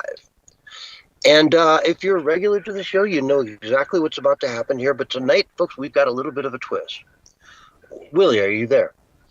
Yeah, man. How y'all doing? Come on. We're doing good. Now, you talk a lot about other people and how bad they are. Yeah, I ain't nothing but the truth, You talk a lot about Aunt Mama Lou and how she's a crook. About how Saul and he's a crook. Hansel, he's a crook. Yeah, man. You don't like nobody. You call Lizzo a crook. A crooked man. Mm-hmm. Have you ever heard of James O'Keefe? Yeah, man. I don't. Who? James O'Keefe. O'Keefe Media Group. OMG. O'Keefe Media Group has done an expose on your farm. Yeah. And they've got an undercover secret whistleblower that we have exclusive access to on the show tonight. They're going to be dropping a major bomb on you, Willie. On you. It's all a lie, man. Hey, I caught that rascal snooping around, man. He was getting information. I run him off. Hey, and James for all O'Keefe. y'all out there, for all y'all out there in Radio Land don't know, hey, my name is Willie Lee. I run Willie's Worm Farm down in Waldo, Florida, and Willie's Cricket Emporium up in Sandy Run, South Carolina. Exhibit B. You heard him admit it. You heard him admit that he runs those two businesses. I sell worm hot dogs. You just admitted your guilt. Jugs too, P-jugs. Oh, the P-jugs. You just admitted your guilt. Willie, I've got a secret whistleblower on the air tonight who's going to expose everything you're up to, your dirty, dirty ways. Whistleblower, are you there? I am. Okay, why don't you tell us what you saw on Willie's Worm Farm? You worked both there and at the Cricket Emporium. I think the Cricket Emporium is even more shocking. So let's just start with the Worm Farm, where, if I'm right, you found worms living in their own feces. That is correct, and much worse as well. I just want to make sure that my voice is disguised because Willie knows who I am. Hey, they're called castings, not BCs. Castings. And we make a lot of money off of castings. Hey, and I know who that fella is. What did they feed the worms? No, I'll tell you what his name is. Hey, no doxing of whistleblowers, Willie. No doxing of whistleblowers. What did they feed the worms down there? I've got it on videotape. I've turned it over to the DOJ. He's taking feces from the worms. Feces? Yes, and he's putting it in the pee jugs, contaminating the pee jugs. Uh-huh. Go on. And if his shipment goes out, it could do serious damage to many people that are buying his pee jugs. No. And the worm hot dogs, Willie, you are feeding feces to worms to make worm hot dogs that people eat. You are busted, Willie. Hey, it's nutritious, man. Hey, we don't waste nothing. Hey, that's just like when they slaughter hogs, man. Hey, they feed you everything from the snoot to the tail. They don't waste nothing, man. Hey, and that guy that's talking, hey, he's talking like he's an American. Hey, but his real name, I'm going to tell you what his name is. His name is Juan Julio Frances Gonzalez. That's exactly what his name is. He lives down there at 22348967 Julio. Wait a minute now. Way. This is a secret. Yeah, No. Willie, I can tell you, you are wrong. Yeah, no, man. Wrong. Hey, that's one of Aunt Mama Lou's sister's brothers. Hey, and he's just mad because I gave a bunch of her other sister's brothers a free ride down to Alligator Alcatraz. Hey, I told him that I was coming for him next, and he begged me, man. He begged me to put him to work on the farm. No. Okay, look, no. No, man. No. You're wrong, Willie. This is not who the whistleblower is. No, and I man, can prove it. Because Hansel, I mean whistleblower, you worked up at the Cricket Emporium. Now you're also a big part of the no. You're also a big part of Petty, an organization called Petty, which is even worse, man. People for the ethical treatment of insects. What did you see at the Cricket Emporium that horrified you and keeps you up at night to this day? He's delimbing the crickets. And then smashing the chitin and making flour out of it, knowing that it's going to harm people. He's doing this on purpose, telling you it's the best of the cricket, and it's not. It's just the cricket legs. Cricket flour. It's like you're getting a chicken breast and getting a chicken leg. It's the same thing. It's crooked, man. He's as crooked as they come. I've seen it. I've been there. I got videotape of it. I've recorded him multiple times. I've turned it all over. It's just a matter of time before there's a grand jury. The question is... Grand jury. The question is, are you guilty? And the grand jury is going to answer it. Okay, that's the question. Are you guilty? Legality, man, legality. It is all legal. And that fella right there, hey, Hansel, man, I ain't heard from Hansel in a while. Last I heard from Hansel, he was on the same airplane with Joe Biden, and they were going to airdrop him back to where he comes from. It's not Hansel, and it's not Juan, whatever. You don't know who the whistleblower is. No one does, Willie. Yeah, he's a secret whistleblower. If you knew who he was, he wouldn't be a secret whistleblower, would he? Yeah, well, hey, there ain't nothing, not a raggedy tag thing that he has said that is illegal, man. Hey, these are unethical and proven. Unethical, Willie. People are eating your worms and you're feeding them manure. Practices. There's castings, man. It's not castings, it's poop. It's castings. Hey, it's nutritious, man. Hey, nutritious. I'm telling you, man. People don't want to eat poop. Hey, look at him. Hey, I got other issues, man. I got other things going on. Hey, I was studying. You got all kinds of issues, man. Yeah, You're right. You got all kinds of issues. Yeah. Hey, this here, hey, we was doing, hey, right now we are currently doing, we was doing the Willie's Worm Farm Roundtable radio show that was coinciding with the Censorship Sucks Roundtable radio show. Yeah, hey, you just call your segment the Willie's Roundtable radio. Yeah, no. It's my show, Willie. You can't just rename the whole thing to suit your needs. But go on. With your unethical treatment of insects. No, hey, right now, man, hey, I done turned over the reins to Aunt Mama Lou. Hey, because she said that I was defaming her and calling her all kind of names and stuff. And I told her, I said, look at him.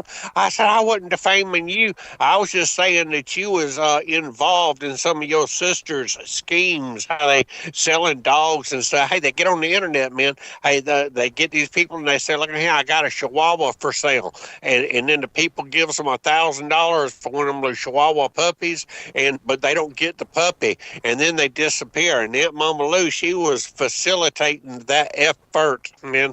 Hey, that's what Aunt Mama Lou was doing. Hey, but then Aunt Mama Lou, she got what's all good, and they sent me what they call a cease and assist letter or something, man, and told me that I could. Yeah, they said I couldn't be talking bad about her no more, and all this other kind of stuff. Yeah, and I'm going to enforce that on the show, Willie. I don't want you talking bad about Aunt Mama Lou on the show. Yep. She's not here to defend herself, and I think that's a scummy, low-life thing to do, talk about someone behind their back on the air. Scummy, low-life thing to do. She shouldn't do low-life stuff, though, man. Hey, but no, we've had to change the name of this here show. Hey, everybody out there in Radio Land, this right now is the Aunt Mama Lou Round Table Radio Show. Hey, and I'm going to turn it over to Aunt Mama Lou here in a little bit, man. And she going to get on here and she going to talk to y'all. Hey, but here's the thing. Here's what's going on, man. Hey, I studied up. I looked at the internet, and there was a news story. And over in Denmark, hey, you can't make this up, man. This ain't no lie. Hey, there is a zoo in Denmark that is pleading to people to donate their animals to the zoo. Hey, this ain't no lie. Hey, y'all seen that? Hey, they want people to donate their pets to the zoo so the animals will have something to eat because they're short on funds and short on food. Man, this lady...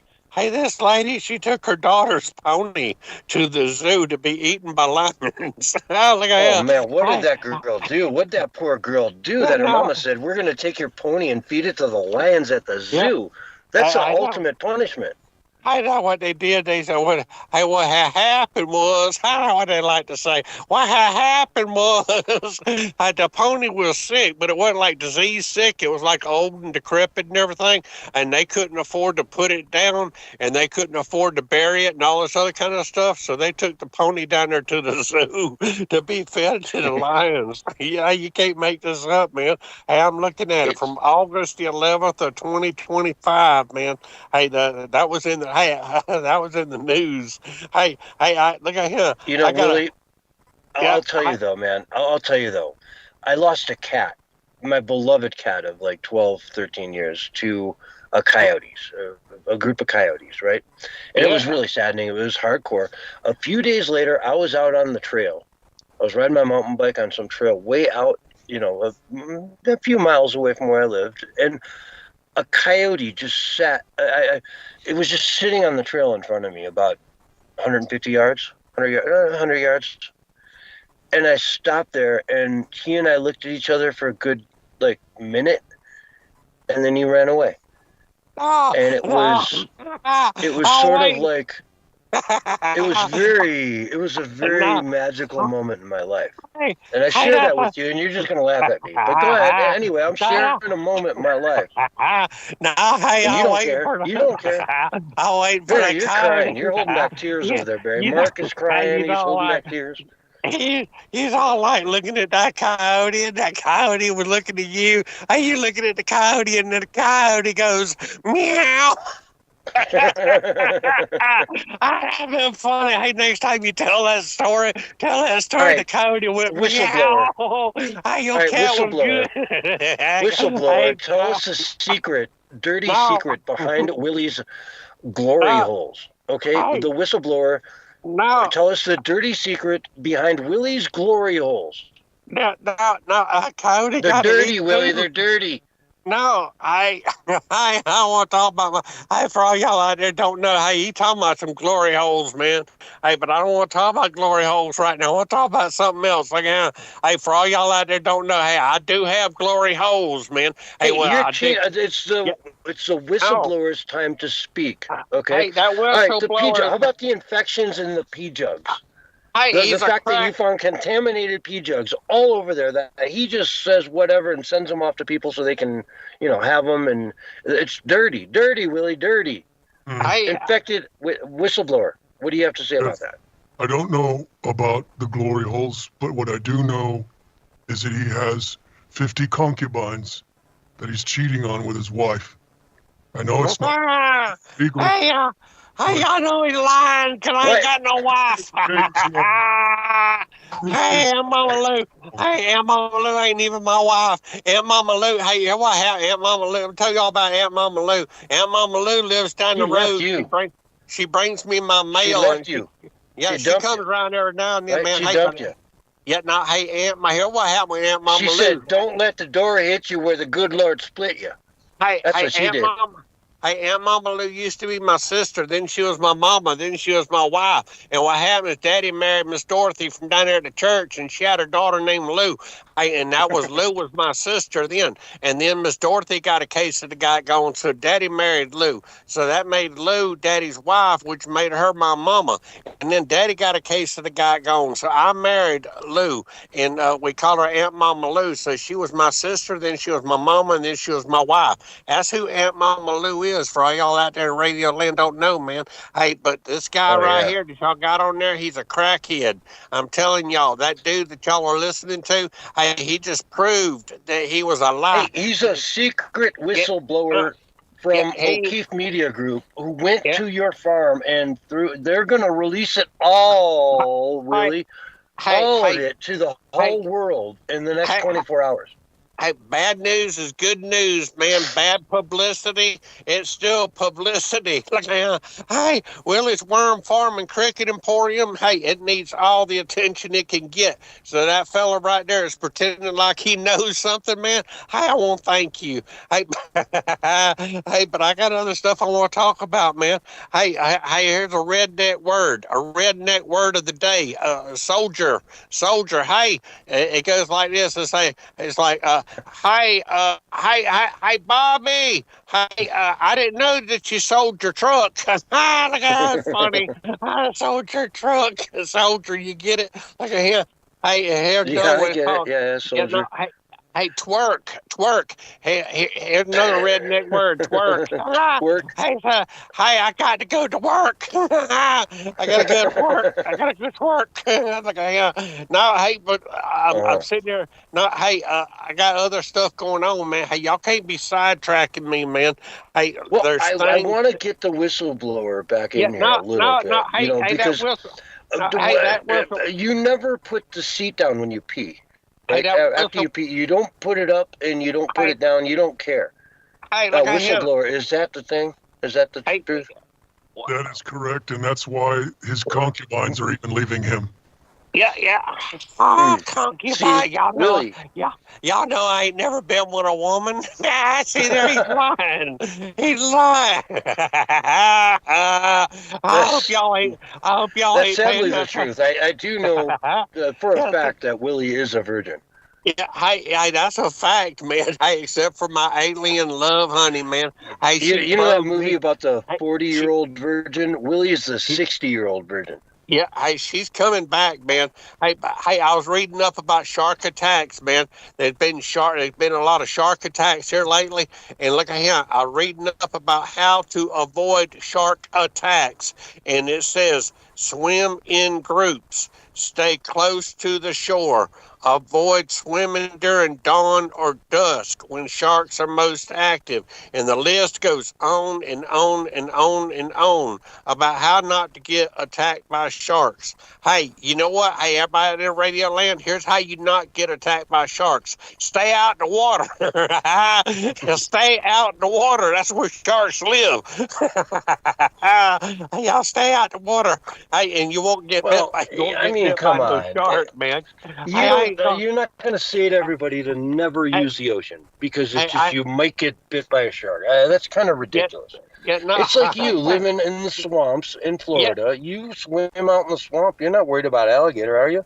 Yeah, no, hey, but yeah, hey, but they don't list it. That's one of the ways to not get attacked by a shark is just stay out the water. Hey, but look at him. Hey, real quick, man. Hey, y'all ain't giving me too many minutes, man. Well, we got matter about fact, 2.5 minutes no, now that you matter of mention fact, it. what So y'all doing? before the break, we've got 2.5 minutes. So go ahead and use your time well.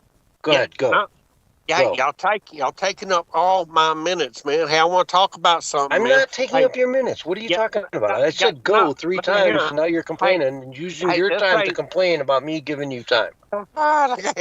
Hey, this ain't funny, man. Hey, this is a real thing that happened. Hey, but there are deeper rooted problems. We got 2 minutes left before the break. Yeah, hold on, man. Just listen up already. Man, don't make me come on down there. I get I'm you. trying to listen up. You won't talk about what you want to talk about. Well, get to the point, Willie. Yeah, no, hey, there was these 3 people, man. There was this truck driver, and he was down there in Florida, down there on the turnpike, and he tried to make an illegal U-turn. Hey, and the van ran up underneath his trailer, and it was on a major interstate down there too, man. And they died. And you know that whole thing, it ain't funny. Ain't nothing funny wait a about minute. it. It's a truck driver. He had a Class A. Was he legal? You said he was an immigrant. What does that have to do with it? Yeah, no, he was an immigrant, and that's the problem, man. Is they gave that man a commercial driver's license over there in the state of California, and it wasn't the fact that what he done was wrong, but he should not have had a license to start with, man. And I've been looking into this. Y'all can Google it. Willie, all he did was flip a U-turn on I-75 in heavy travel. I mean, like. Trucks do that all the time. You realize you're going the wrong way down the highway, so you flip a U-turn. In a tractor trailer truck, man. Now, whistleblower, have you ever seen Willie do that? Yeah, no, hey y'all look at the video and stuff, man. Yeah, no, hey y'all look at the video. Illegal turns. Hey, Bullhorn Barry. What? Hey, Bullhorn Barry, you out there, man? Come on. I am, man. I've been listening to this crazy whistleblower. He says he's got more dirt on you, man. I want to hear what to say. Yeah, no, hey, that when Willie leaves the show, like after we go to break, Willie will be gone, and we can talk with the whistleblower for the next half hour. Bullhorn Barry, hey, real quick, man. Hey, I got an idea, man. Bullhorn Barry, look at him. Here's a game show idea, man. Tennis ball with an arrow on a shopping cart in a grocery store, man. You push me in the shopping cart. Folks, we're going to take a break. We'll be right back after this. And I shoot it at food, man. Hey. What? No flat Earth tonight? Oh my God! Brickhead kept cutting That was good, though. Break out the serious dirt about you there at the end, man. I had it. You go. I was going to tell concubines, though. Willie's got concubines for credibility with the concubines. For the world's oldest virgin. Come on, get out of here. No, hey, but that's a game show idea I come up with, man. Hey, I'm in a shopping cart, and somebody's pushing the shopping cart down the aisle, and then I got me an arrow, and it's got a great big basketball attached to the end of it, and I shoot it at stuff on the shelves, and whatever falls to the floor, I get to keep. It's kind of like the state fair. I love it, man. Yeah, hey, that's a good idea right there. You know what I miss, Willie? Willie, I miss me some of that canned possum with sweet potatoes and coon gravy. Remember that? Coon gravy. Coon gravy, man. Yeah, buddy, I'm telling you. Coon gravy. Hey, I wanted to talk about blood types and stuff too. Is what I was wanting to talk about. Blood types and different people. Hey, different people got different blood types, and if you got a certain blood type, that means you're a draconian, man. You're a O negative, right? Hey, O negative. Hey, I studiorized it, man. Only 3 to 6% of the entire world population has got O negative. Did y'all know that? Look at him. I'm gonna smarterize y'all, man. By the time it's all said and done with, y'all gonna be smart. Yeah, I believe it. I was married to one like that, and then she slithered away. Yep. Yeah, hey, they draconians, man. Every last one of them. They draconians. They lizard people. Don't tell that to Debbie Perkins, because she's O negative. Yeah, hey, O negative, they draconians, they lizard people. Every last if you one know of how to them. get a hold of James and he wants to join us for the next segment, please feel free. No, this Barry here, you done run him off. This is like, we got maybe one more show with Barry before the end of the month, and he's going to be taking off Sundays for a while. I'm going to miss Barry. I miss Mama Lou. I miss Yotivation Nation. I miss Rizzo. Why are you running everyone off, Willie? You just run them off. Hey, that's all on you, man. It's all it's on on you. It's on you and your damn glory holes. That's you all push on the you. glory holes too hard on people. No. Sometimes they're just not ready. It's stalking. Kind of it's the stalking. You know, and now he's coming over to my house and also doxing me on social media with his cousins and uncles and kinfolk. Oh my God! And I don't even think those people were even real. Hey man, they got technology out there now where they can switch your head and you can live forever. If your body dies, they can take your head and put it on another body. And hey, I just want to know, man, if they switch my head and put it on another body, and that body's got different fingerprints and different DNA and everything, is that still me? You know what I mean? Well, it'll all change over, you know. Yeah. Hey, I sit there watching them too, man. They can have a robot. They can take a fetus, man, and put it in a soup bowl and feed it all kind of nutrients and grow a baby. They got all kind of technology out there. Come on. Come on, man. Come on, come on down. Hey, but no. What we need to do, Willie, is have you do something like The Price is Right on the worm farm or the Cricket Emporium. All right, where you have like your products out there, and you have to get one of us to guess if it's higher or lower. You know. Yeah. Hey, they got a real 30 game seconds. show. It's called Shopping Cart Archery, where you push your shopping cart into the corral from a distance. That's a real thing in Germany. Look it up. Shopping Cart Archery. Willie, you have been called out by Petty for being unethical in their treatment of insects. All right, here comes your countdown. Look out, cats, dogs, and kids. 5, see you later, 4, love you folks, 3, 2, 1, and you are live and back on the radio side right now. Hello, everyone, and welcome back to hour 2 of the Censorship Sucks Round Table Radio Show, where we got rid of that insanity. I mean, whistleblower. I'm sorry, Barry. Yeah. He's crazy. He's crazy. Really, he's crazy. That was, that whistleblower. It was just so revealing, man. I don't even know if I can see Willie the same after that. Yeah. Him ripping the legs off of his crickets to help them get fatter. Yeah, inhumane. Just inhumane. Horrific. Yeah. I want to kind of almost do the next half hour just on the worm farm and some of the abuses we saw in there from this whistleblower, because this is, it's going to be all over the news in the next 24 hours. And it's a huge lead. We got the whistleblower in here. We still have the whistleblower here, if I'm not mistaken. And I don't know, man. Half of me just wants to dive into that. The other half wants to cover some news. What do you say? I mean, it's your show, so I just follow. I've got the whistleblower by my side. He'll come to the mic if you need him. If not, you can bring him back another show. You just think it's my show. It's our show, bro. Well, anyway.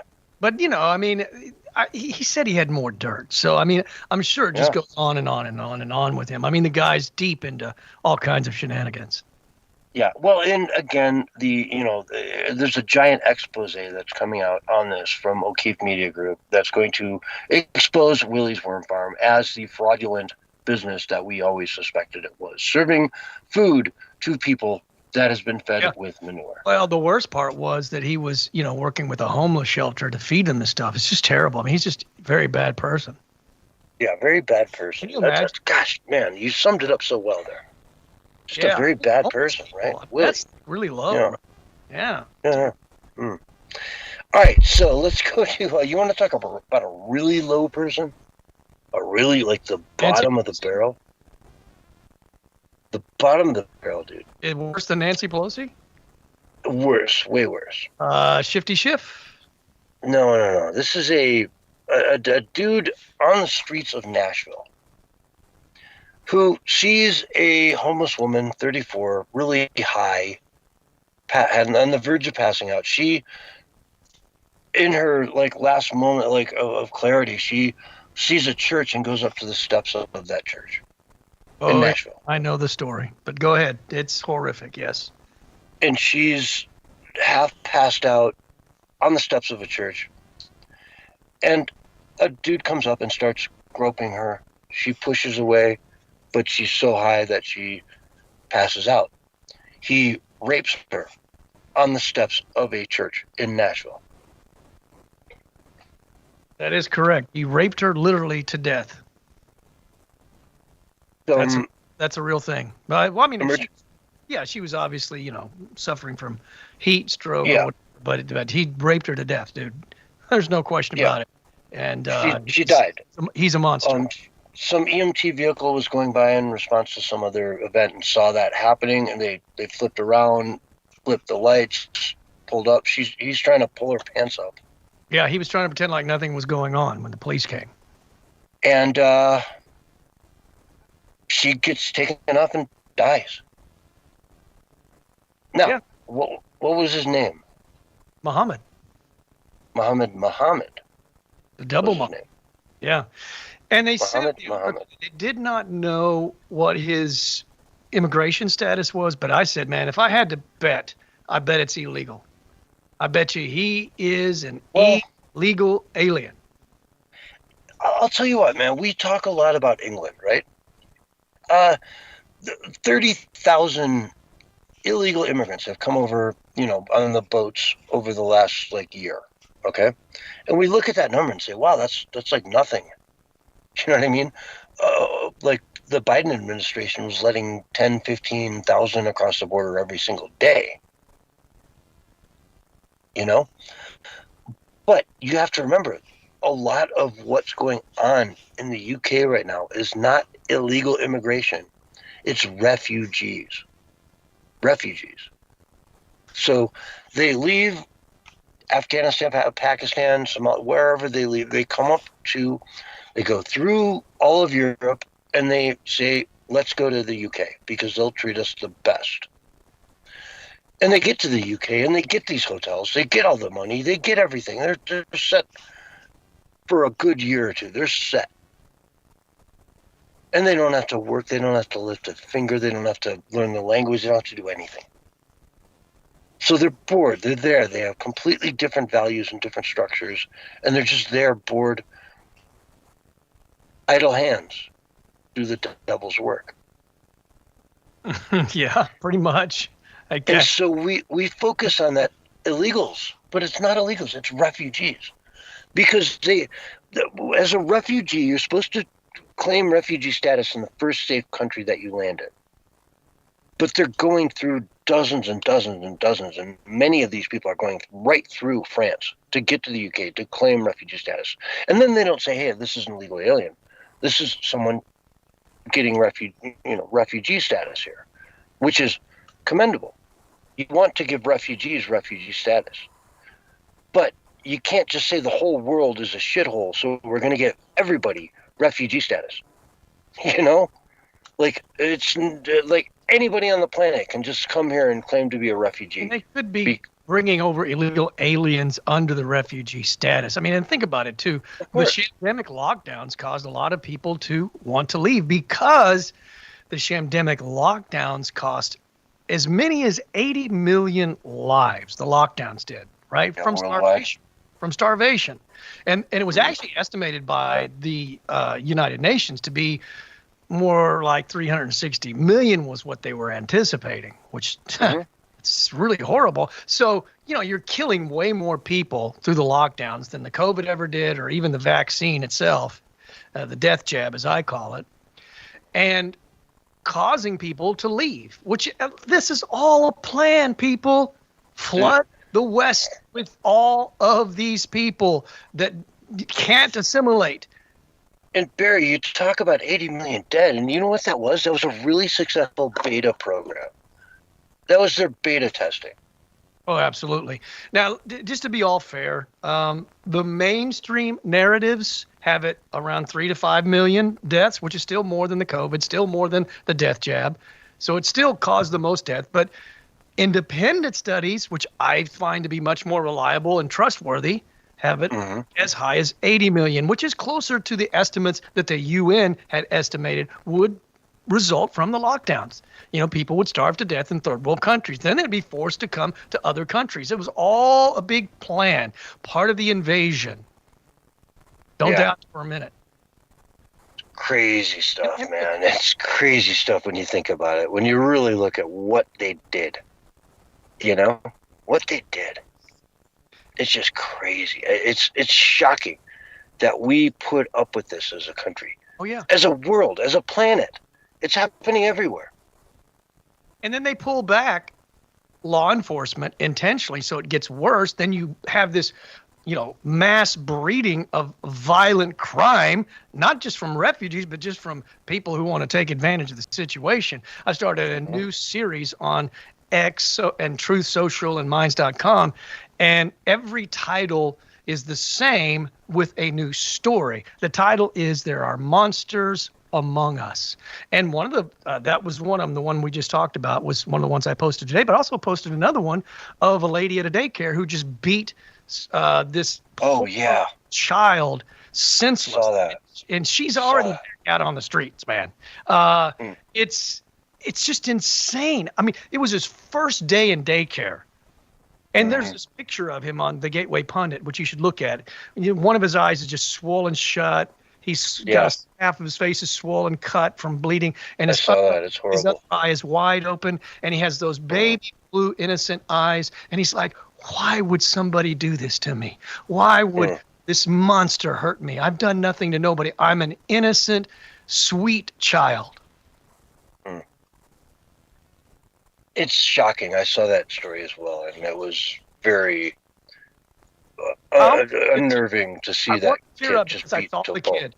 And I could see the look in his eyes. He still had his innocence left, but you could tell it was being chipped away after what had happened. And it just, I mean, honestly, if I wasn't, you know, over the pandemic, I became so stoic because there's just no other way to survive. You can't get emotional about every little thing, or else you'll just go into depression and have problems. So you just have to be stoic. But man, that almost broke my stoicism right there. When I saw that, I had to fight back, not tearing up, because it just really hurt, man. Because you start hurting children, and it's a big problem with me. Yeah.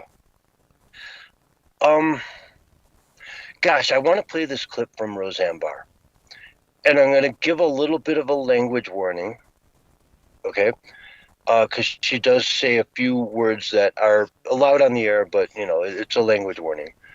But she's talking about the United States of America, and it just, Roseanne Barr, I never thought, like 30 years ago, there would ever be a world where I would think Roseanne Barr was hotter than Madonna. Yet here we are. This woman is beautiful. Again, a little bit of a language warning. Nothing that should, you know, cause any problems on the radio, but here we go. They stole that election in 2020. They gave us a goddamn COVID so we'd send in those mail order ballots and all that bullshit, and the post office cheated too. Everybody in this country cheated us out of our president in 2020. They made us sick. They made us sick. That's a segue from what we just said, man. I'm sorry. Go, baby. Yeah, that was a good video to play right after what we were talking about. Overthrew the United States of America. Yeah. They overthrew the constitutional republic of the United States of America. Yeah. And then they covered it up with their January 6th bullshit.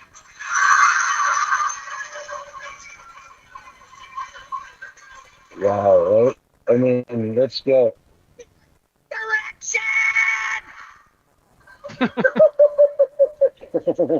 She sounds like she's a rocker, man.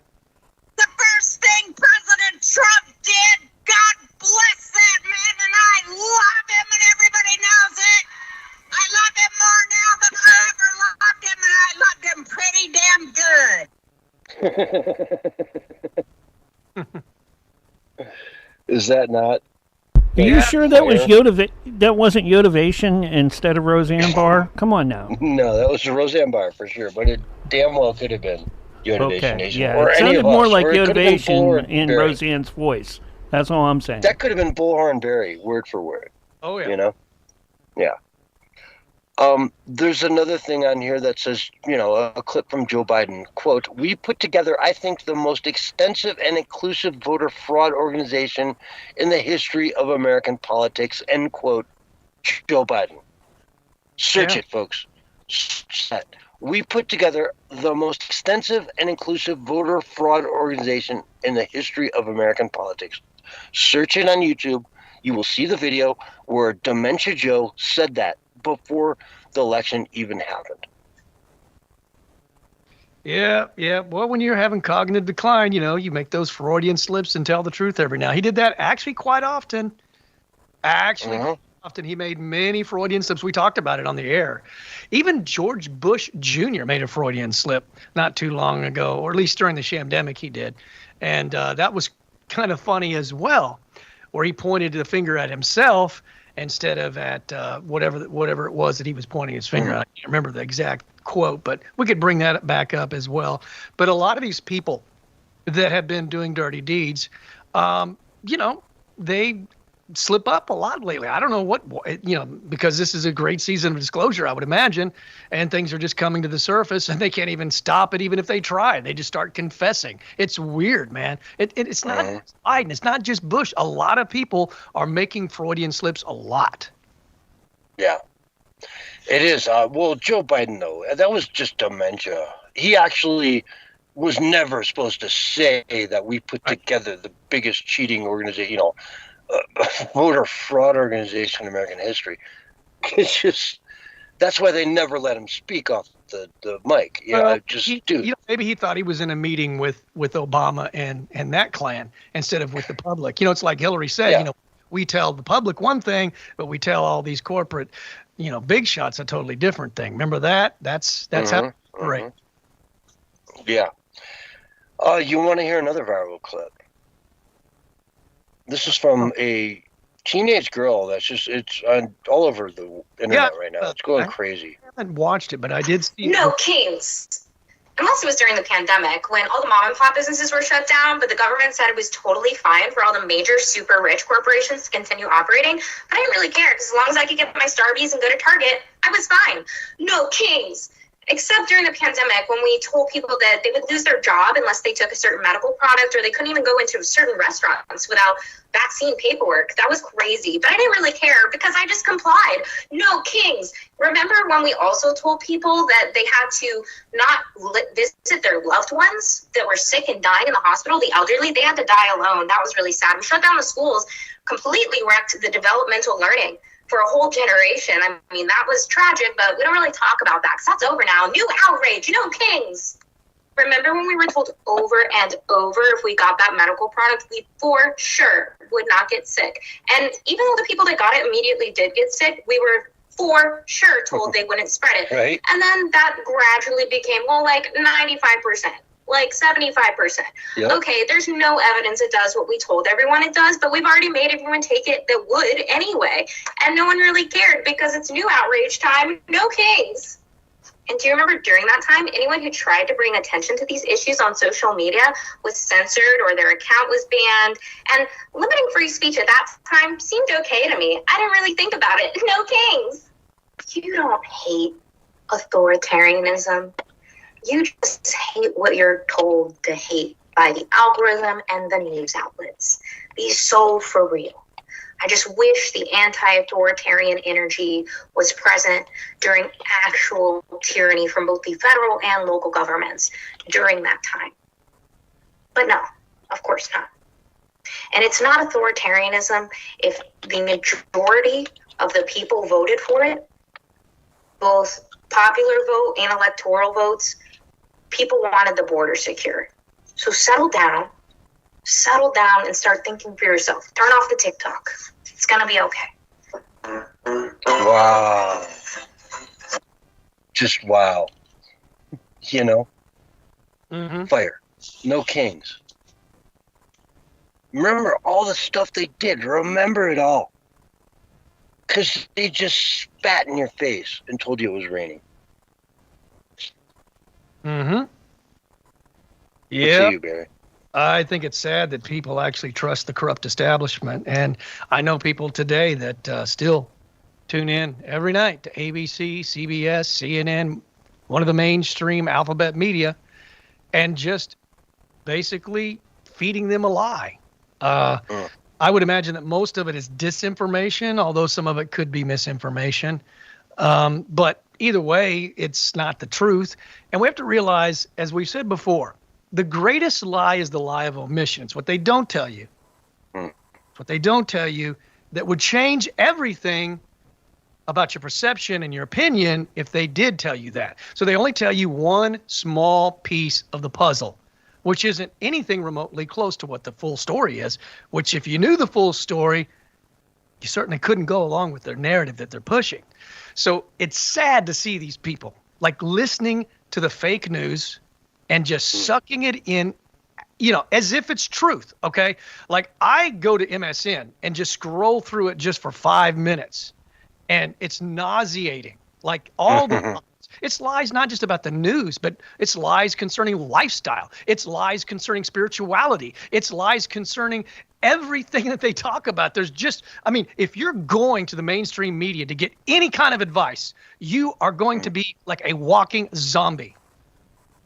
Oh, yeah, man. And a lot of them are paying big money, $200 a month, to have this stuff fed to them through their cable box. To be fed. You pay money to be brainwashed because you put money into the cable system, which props up companies like CNN. Yep. And MSNBC. If cable didn't exist, CNN would go out of business tomorrow. Their business model wouldn't work. If it just came down to like people want to get the news and we're going to go to social media and Facebook and YouTube and put out these little clips of the garbage BS that they put out, people would walk away. But when it's in their cable box, when you pay all that money to have that cable box feed you the news at night, you trust it. They don't call it programming for nothing. They're programming your mind to perceive things a certain way. That's such a great point. Programming, dude. Yeah. They call it programming for a reason. Exactly. And it's sad, but you know what? All these people that I know that still do it, I still blab my mouth nonstop trying to break the condition. Yeah. And you know what? They just sit there and don't say anything. And just, I don't know if they're listening to me or not, but it doesn't matter. I'm going to keep talking. No one's going to, I've had family members tell me to stop talking. And I won't. Yeah. Because you know what? The same people that are trying to censor you don't apply the same kind of standards to themselves. It's they want to tell you their opinion and what they think. But the moment you start talking yours, they want you silenced. So if you're going to not talk about things, then you don't get to have your opinion either then. I don't have to tolerate your opinion if you won't tolerate mine. That's just how it works, man. Yeah. And honestly, if you watch Rachel Maddow or The View unironically, you're brainwashed. If you think that's actual news, you're brainwashed. You gotta go check, touch grass, man. Stop being so mad at the world. Because if you watch Rachel Maddow and you think it's the real news, you're gonna be pissed off. You're gonna be pissed. But it's not reality. That's the thing people need to understand. It's not reality. It's just hyperbolic BS. Donald Trump put out a truth today that said basically the left was Satan. They're evil. They have no good intentions. They're just full of crap. All they have is we hate Orange Man. That's all they have as a platform. And I think we started the show 2 hours ago on this same concept. Hate Orange Man. They have no platform. Correct. Yeah. At least people are waking up to it. That's the good news, man. I mean, I think that, I don't know. Like I said, I know people, though, they just sit there in front of that boob tube, man, and it's like they go into a coma and just suck it all in, right? There's no filter with these people either. You know what I'm saying? And that's something I would encourage everybody to do. No matter where you get your news from, no matter what the source is or even how reliable it is, you need to use a filter. In other words, think for yourself. Yeah, absolutely. Be a person that critically thinks and critically analyzes things. And if you have some doubt, go look it up and research it. But I wouldn't go to Snopes, okay? Because they're pretty unreliable. Yeah, Snopes fact checking. that's actually just a complete slap in the face to reality. Is to have Snopes be their whole job is to fact check stuff so that the far left can point to them on every single point and say, yeah, Donald Trump is right. He lied 45,000 times. 40,000 of Trump's lies were just crap you guys piled on him. He's not guilty. He'd stand up and say, I'm not guilty of 34 felonies. And they'd say, well, that's a lie. Yeah. You did it all. I never, did anything with Putin in Russia. Lie. Yep. They just tack up those lies. Their lies as well, man. Even when they can't come out with an outright lie, they just want to get you to question. They were talking about Heg Smith and how he supposedly, there's a big, it's going viral among the Democrats about how he supposedly doesn't want women to vote. Never said that. Supposedly someone in his church, the church pastor he goes to, might have said something along those lines, but he never. And they go, well, we can't confirm it, but we also we can't deny it because he hasn't spoken about it. So it's always just let's demonize these people no matter what, even though he's never said it. The whole thing was fabricated. And Trump was the first president to run on support of gay marriage, which shocks the left. It just shocks them. What do you mean? Barack Obama ran on that? Nope. Barack Obama never ran on pro-gay marriage. He was probably in a gay marriage, maybe not. Probably not. Who knows? I don't know. Do you know, Barry? I think the rumor was that he, liked the bathhouses when he was younger. I don't know. Oh, yeah. One guy that supposed it's been a while, but something along those lines. No, you're 100% correct. There have been many accusations of him being a frequent, patron of different gay bathhouses in Chicago. Whatever. He was a hand-picked puppet candidate for presidency. How did he get into Columbia? Hard to say. Wayne Allen Root went to Columbia with him. Graduated in the same class. Never saw him once. I was going to say, nobody has ever seen him that I know of. And how could he not stand out? He's a pretty smart guy, well-spoken, and nobody knows of him. Then from Columbia, boom, Harvard Law, and the head of the Harvard, Review, the established, prestigious newspaper for the law community at Harvard. Editor of that. Boom. Comes out, and you're on a fast track to presidency at that point, right? But very suspicious. And I say to this day that to be a natural-born citizen means that both your parents are U.S. citizens. That's what they taught me in school when I grew up. That to be the president, you have to be, born of two American citizens. That way the King of England can't come over here and have 20 kids with a bunch of, women, and suddenly one of them, you can just raise them to be the president of the United States. Right? Boom. Throw all the money in the world behind them, and we just, England just won the revolution back. We just cut our own president.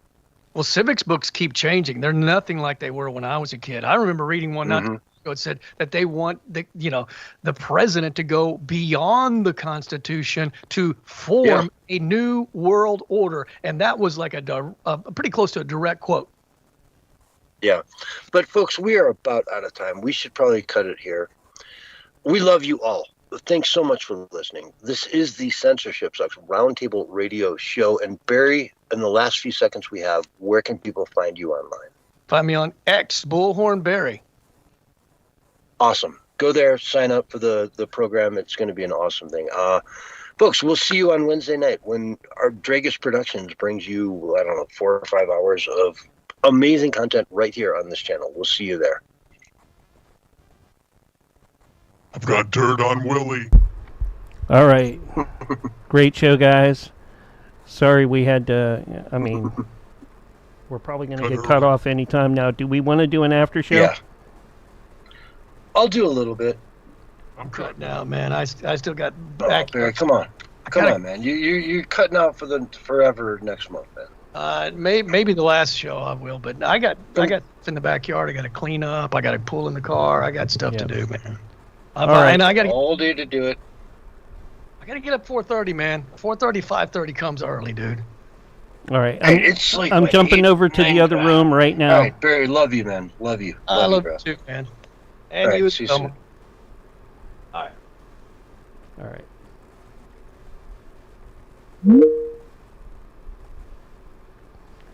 Get the after show up and rolling. I don't know if Willie will come in. Huh? Howdy. Hey, there you are. Mm-hmm. There we go. Yep. Let's see if Here we can get Willie in for the after show.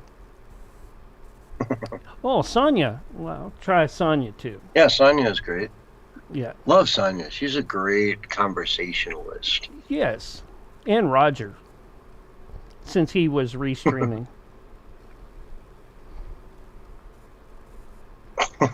Thank you all for, tuning in tonight. Appreciate each and every one of you. We had quite a few people. Yeah. Overall. No. Oh man, Sunday night, all this afternoon, I was feeling like I don't know, man. It's been a rough weekend. I know your house caught on fire, so I'm not gonna compare it to that. But it was still a rough weekend, and I'm feeling like I'm not looking forward to tomorrow with the interrogation and all that of the the property manager, and that'll be the property manager first, and then the insurance will be probably coming after that. Yeah, just remember that song, man. That song. That's. Hey, Sonia, how are you? Oh God, Blue, what are you doing, Blue? Hello. How are you? Welcome in. Hey, Sonia, how you doing? Yeah. I am doing good. How did we sound on all the platforms? Good as far as I could tell. Just the usual rumble weirdness, the way it moves around sometimes. Yeah. Blue, where are you? Who, me? No, Blue. No, my dog. The dog. She's gone. She's like. I thought you said, where are you? As far as I can tell, she crawled into my car and was completely. I'm cutting off there Facebook. There you are. Come here. Hey, Reg. I'm going to cut off Twitch. Come here. Party. Thanks for joining us tonight. And Nemo TV. Appreciate everybody over there that tuned in. And, of course, Telegram. Bye-bye. Are you a girl? Are you a girl? Yeah, you're a girl, aren't you? Who's a girl? Who's a good girl? Yeah, that's right. She's a girl. Yeah, she's a good girl. Hey, and it's Roger. Hey, Reg. So, I heard you guys talking about your dogs having a fight. Who had the I can barely hear you, buddy. Roger, it's great to have you on the show, man. You bring that next level of energy. How you doing tonight, bro? That was a little too exciting for me. I know, right? Step back a second, man. I'm freaking. That was very exciting. I don't know if I told you this, CS, or not, but Roger is going to start a new show with me. Yep. Cool. Yeah. Cool. Actually, it's an old show that I'm bringing back. It's Cafe Enigma, and he's going to host it. And so will Sonia be in there as well. Cool. Congrats, you guys. Yeah. And we just This is haven't the first- set I a kinda- date. We haven't set a date for when we're going to start it. But, I would like to get it started before, at the beginning of next month is when I'd like to get it started. Cool. Next year? No, this year. I vaguely remember something about that. I remember we and Roger were talking about that, or something like that. Anyway, Well, sounds all fun. three of us were actually talking about it. Sonya. Were we? Yeah. I don't recall. Like, Got a lot going on, man. I know you seem to be like always busy. Yeah, pretty much. So it's all I can do just to sleep sometimes, And you're Right. getting ready for a move here too soon, from what I hear. Yeah, well, I'm going to do the traveling first. I think my daughter's going to maybe move during income tax time, maybe. Something like that. So it'll be a little bit. But I'm not going to file. I'm going to move. Welcome. Yeah. Right. So, I was talking. I heard you guys earlier, and I was going to ask you, John. Do you have a iPhone that you use? You said your phone didn't. The sound wasn't working very well. Do I have an iPhone? No, Samsung. Okay. Well, depending on the model, you know what worked for me really well when my daughter gave me her iPhone, and I don't know if this is just iPhones. It's very possible it could be any phone. But the sound just wasn't working at all. I couldn't hear it really at all. It was retarded. Oh, and the I'm volume. Like, what? The levels of volume, yeah. Exactly. I'm like, what is wrong with this thing? And I kind of looked at, on YouTube, of course, how I learned how to do a lot of things. But, and there gets to be, if there's little holes in the bottom where the speakers are, they get filled with fuzz. And if you just take a toothpick or something to that effect and pick out the fuzz, it was like a brand new phone. I was like, wow. So I don't know, maybe investigate that. Yeah, it's never been good, right? So It's a crappy phone. It's not like it used to be great. Well, it's a great device. Device. It just doesn't do phone calls well. Oh, I see. And it's probably, honestly, one of those things where they just don't want you using it in the car. Oh, yeah, maybe. Yeah. That's another Like thing when I was going to ask you about is the new satellite thing that you got where you can just plug it into the cigarette lighter. What is that? That sounds awesome. Well, it's the Starlink Mini. Okay. Okay, and so it has it works on 12 volts instead of 120, or actually 48 is what the last one did, right? Cool. So you can hook it right into your batteries. I'm going to have to write this down. Absolutely. Yeah. So it was a Starlink. You Mini don't want to. Yeah. Okay. You can get an adapter for it that will work in the your cigarette lighter, but then it'll run off your car battery. I see. So now, if you're driving somewhere, that's fine. Right. But when you park, you want it to go into a cigarette lighter somewhere in your RV that goes to your house bank. Yes. Right? Yes. And I'm sure you probably have one of those. Oh, I'm sure. Yeah. Sweet. Yeah. Awesome. And that gives you internet, apparently, right? Mm-hmm. Yeah. Oh, cool. Is that service very expensive? Yeah. It is? Oh, shit. Yeah. There we go. So it's $165 a month. Okay. To use it for full roaming, unlimited, high, 200 megs a second download, the whole 9 yards, right? Yeah. Yeah, it's super fast. It's really good.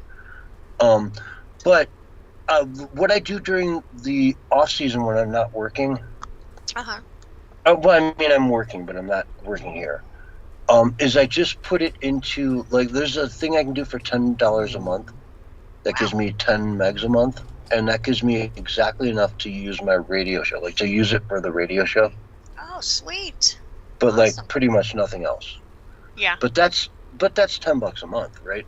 Yeah. And so where I'm set up in the winter, I have another Starlink that I have access to, and a bunch of, and my Wi-Fi works, or not my Wi-Fi, my cell phone gets reception. So, Yeah. like, I have, plenty of access to internet there, but I still pay that $10 a month so that when I do the show, I can set up my own Starlink, and boom, boom, boom, I'm good to go.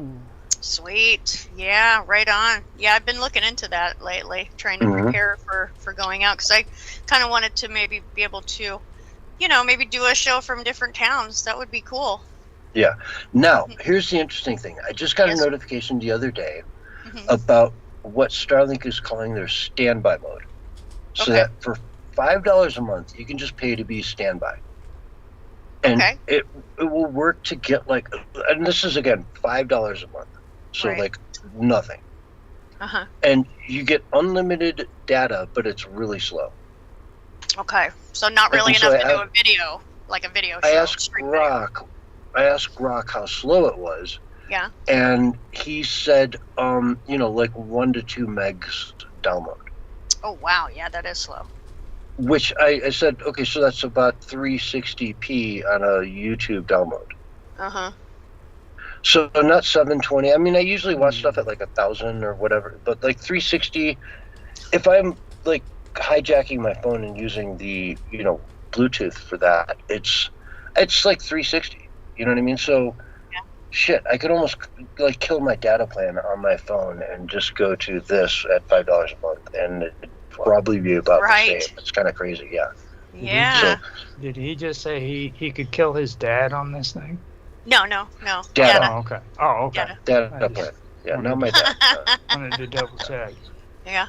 Thanks for that, Roger. I kind of freak out when I hear stuff like that. Appreciate that clarity there. Yeah, for sure. But yeah, the Mini is it's more expensive than the I don't know, version 2 satellites or whatever they're selling now. Sure. But it's way better for an RV because you don't need an inverter. Right? Running an inverter all day costs crazy. It's just energy. Yeah. Awesome. So, yeah. Sweet. That's great. I got excited when I heard that. It works. Awesome. And then also, it's really easy to mount. I like the easy mounting, of course.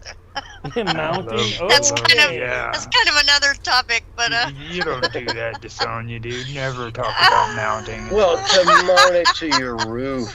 Damn. Shut up, Roger. Roger. You know what I'm talking about. Don't play it off. Yeah, I'll take what I can get. But in any case, John, boy.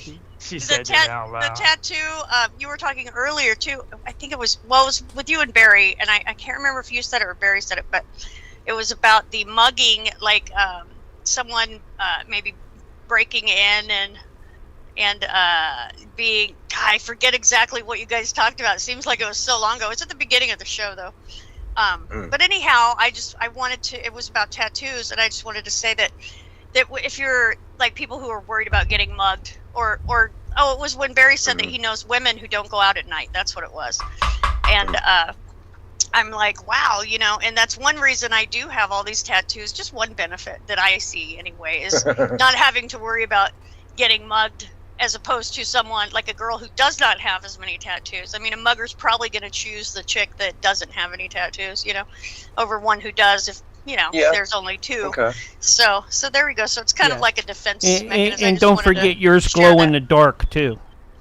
Mine actually do not glow in the dark. I don't have any. I thought yours did. It's always black light but they reactive. could there if you wanted to. Black light matters, all right? Black light matters. They could, yes. I could make them that way if I so chose. But so there's that. There's that as so it helps deter muggers, I suppose. You could say. Yeah. When in reality you've spent thousands of dollars to get all that ink, so really you probably actually have more money than someone that doesn't have stupid amounts of ink. Not necessarily, since it is my field of career, like tattooing. Most of them I've gotten for free, or just trade in, with my coworkers and things. So, but in the beginning, I did spend quite a bit on getting my tattoos started, which I just did an interview with Roger. He interviewed me on the whole tattoo gig, and there's actually more info that we didn't even get to at that point, but But yeah, so there's that, so there's an interview for you. About who you know. She remembers after the fact, you know what I mean? Yeah, I do. It was like all that stuff just come charging into her head. Oh, we should have talked about this. We should have I talked know, about right? Yeah, So. that's okay. Maybe you could do a show on that, the pros and cons of tattoos, CS. Yeah, and have Sonia come in on a Wednesday. That'd be kind of a cool show. I've never had a show about tattoos. I don't know, man. Yeah. No, I'm not. I don't know if I'm your guy though. Yeah, right. I've never got a tattoo, and I wouldn't even have a clue what I'd want if I ever got one. I'd really just, it'd be. You'd have to get a little frog, of course. A frog. Yeah. You could do the curry hobo frog. She can do mom it. on your butt. She's really good at that. Or mom. Just tattoo mom on your butt. Mom. Yeah, I have mom under my neck, on my chin. Oh, you do? Tattoo. Yeah, it's inside of a heart.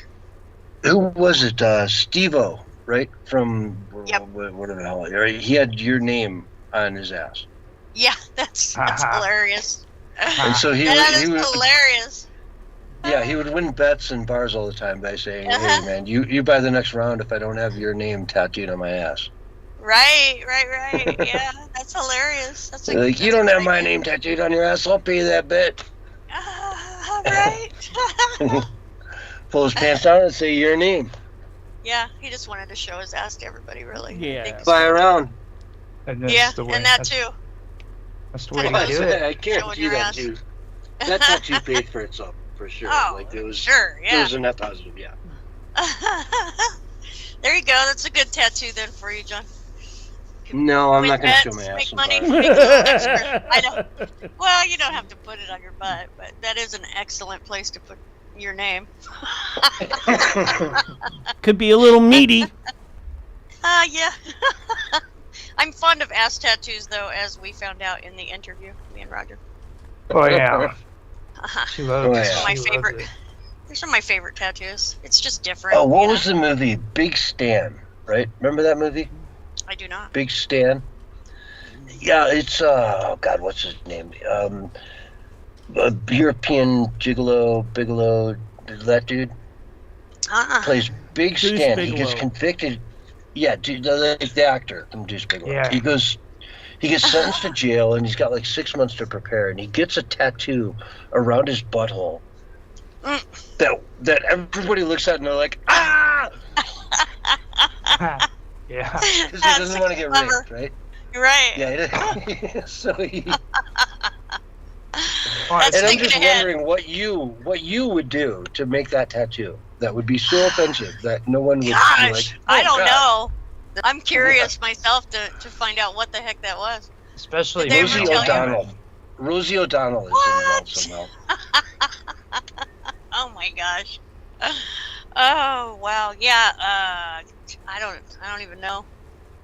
I mean, Especially being a woman. I mean, what tattoo? Like a guy, man, we can come up with some stuff, but like women, like. what would why- you do, Roger? Well, I mean, I couldn't really do anything. You know what I'm saying? Because like you're a woman, for a guy, freaking, I would. Actually, I don't know what I would do. You'd have to put something on your. What would a guy put around their butthole to freaking make a? Right? Willie's face with his broken Naked teeth woman just or going, come on, give it to me. With his broken teeth. Oh my goodness. Yeah, maybe something like that. That's nuts, man. All right. I mean, either gender might be deterred about that. Like tonight with the whistleblower on Willie's farm. That was excellent too, by the way. That was really good. Oh, the whistleblower, yeah, that was fun. Yeah, and I don't think he really knew how to handle it. Like, you know what I'm saying? I think he threw him off his foundation because that was the whole point. Yeah. Yeah. Because it was Wow. like Mark said, at the end he always says frickin' flat Earth, and he forgot to tonight. Right. Like you guys just blew him out of the water. Wow, that's right. crazy. I totally missed that one. Darn it. It was funny. It was funny. I gotta admit that. Yeah, for sure. Yeah.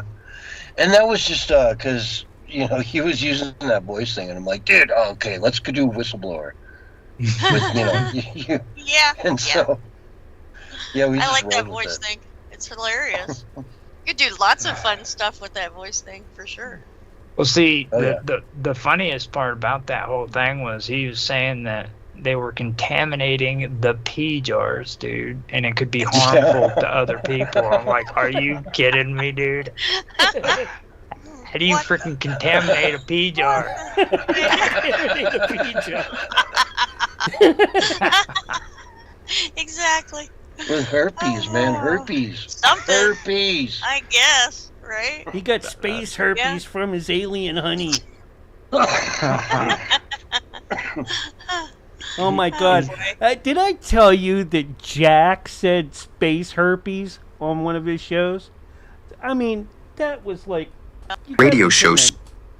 I think I was remember like, that one. you got to be kidding me! No, he goes, yeah, it was from Spaceballs. I'm like, yeah, I know it came from Spaceballs, but come on now. Picture, if you will. Picture, if you will. A radio show. Well, I'm like, Roger, really? You said space herpes on the radio? Yeah. I'm like, okay. I don't think there's anything Hey, bad Roger. about that, Right? Yeah. But I had to Roger, cut in. man, Marcus wanted you to come in and interact with Willie for a while, and we just need a plot. We just need a storyline that we can sort of, Well, run with. I think the galactic proctologist thing would be a good idea, and then we can have Galactic proctologist. then we have So, Sonya come in having- with us. She would have to negotiate. Yeah. Oh, she's I she's always the actual proctologist. You're No, I don't want to be the proctologist. No, I can see. Yeah. I want be the I want space Sonya to be his alien honey. That's what I want. Yeah. in order. But I don't have herpes, so No, No. but he caught that from someone else. Maybe he cheated on me. Yeah. He cheated on you. He's a cheater. There you go. In order for Willie to have any kind of contact with Sonya Galactic, he has to cooperate with the intergalactic freaking Interstellar- proctology alliance. Proctology alliance. And What is it? The IGPC or PA? Yeah. IGPA. yeah, And Willie is a hostile entity to the International Proctologist Association. He is known Right. hostile. Known hostile. Yeah, he's been. Yeah, they tried to monitored probe him, and he for some fought time. them. Fought Yeah. him tooth and nail. He Back can in start. not 5. He must comply.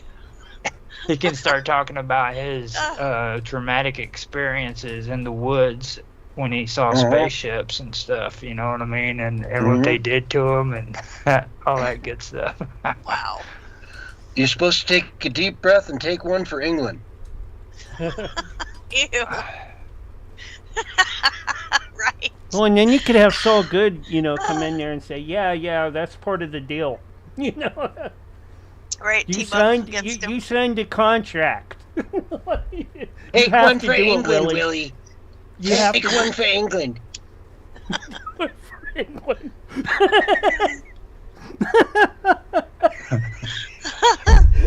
Oh boy, that's crazy. And then you have everybody in the background yelling and shouting, "Kiss the hour!"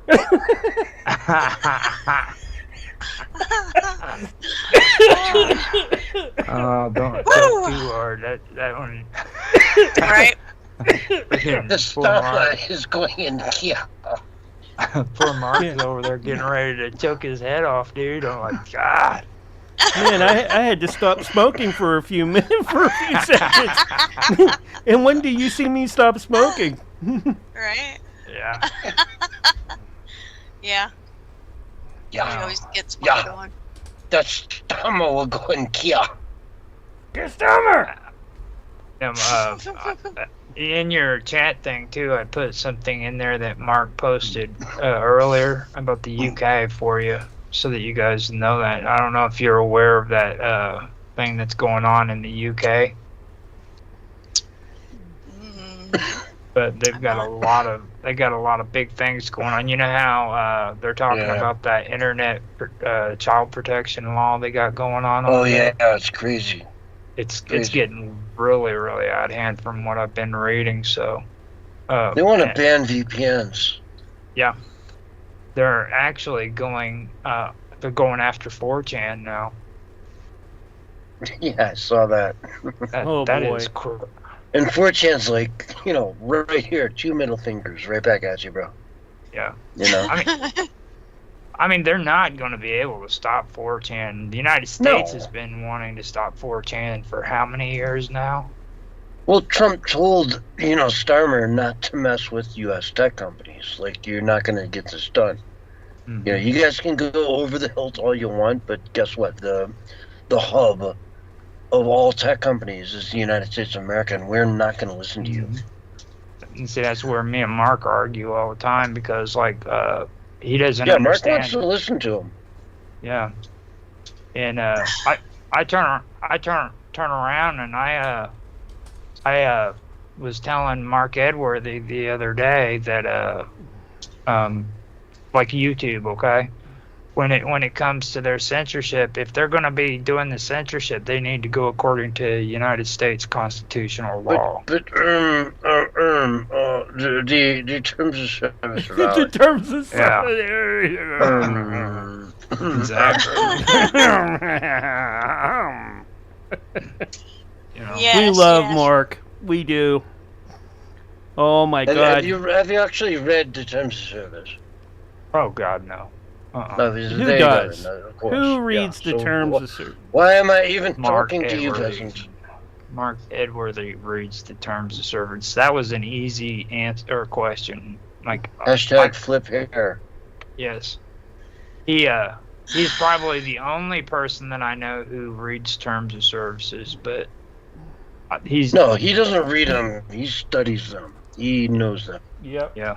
He's the master. I once talked to Mark, and we were going over I think The Hobbit, and he was so upset with with Bilbo Baggins because he didn't read the terms of service when Gandalf brought him that contract. He's like, it was so wrong. I'm like, oh really? Come on now. Remember that South Park episode called the Human Centipede? Oh God! Where Stan just wouldn't read the terms of service, so he got caught up in this human centipede. Don't say that word out loud. Or those words. That was the worst freaking movie they ever put out, dude. It was horrible. I will not watch that movie. I watched half of it. No, the part where, up until they started doing the head in the butt thing. So ridiculous. God, no. I know. No. I mean, come on. I'm not watching that stuff. What's the point of it, though? It's so far ridiculous. Yeah. Almost like snakes on a plane, kind of thing. No, it's worse than snakes in a plane. Yeah, it is. It is. That's right. And I'm a huge fan of South Park. South Park is funny though. I think if you're living in this time frame and you haven't seen pretty much every episode of South Park, Barry, you've done yourself a huge disservice. Yeah, you really should have experienced that in your lifetime here on Earth. Yeah, it is very hilarious for sure. I did a series with Bob Dub and Otto about Shakespeare, and when it comes to South Park, one thing that I got to point out is people freaking don't understand what Shakespeare was back in the day, back during that time period. Okay, it was Shakespeare is filled with puns and things of that nature. Okay, and that's what it was. It was entertainment. It would be the equivalent back then of what we have for South Park and the Simpsons Friends or whatever. Yeah, just comedy. And I think people need to realize that. The wild thing is that Shakespeare wrote almost exclusively tragedies, right? Where they die at the end. And today, you could never make a tragedy as a movie. Like, you couldn't make a blockbuster tragedy. South Park, per se. Right? You get me, right? Like, today it's all basically comedies where everyone ends up happy at the end. If you don't have a happy ending, they don't want to watch it.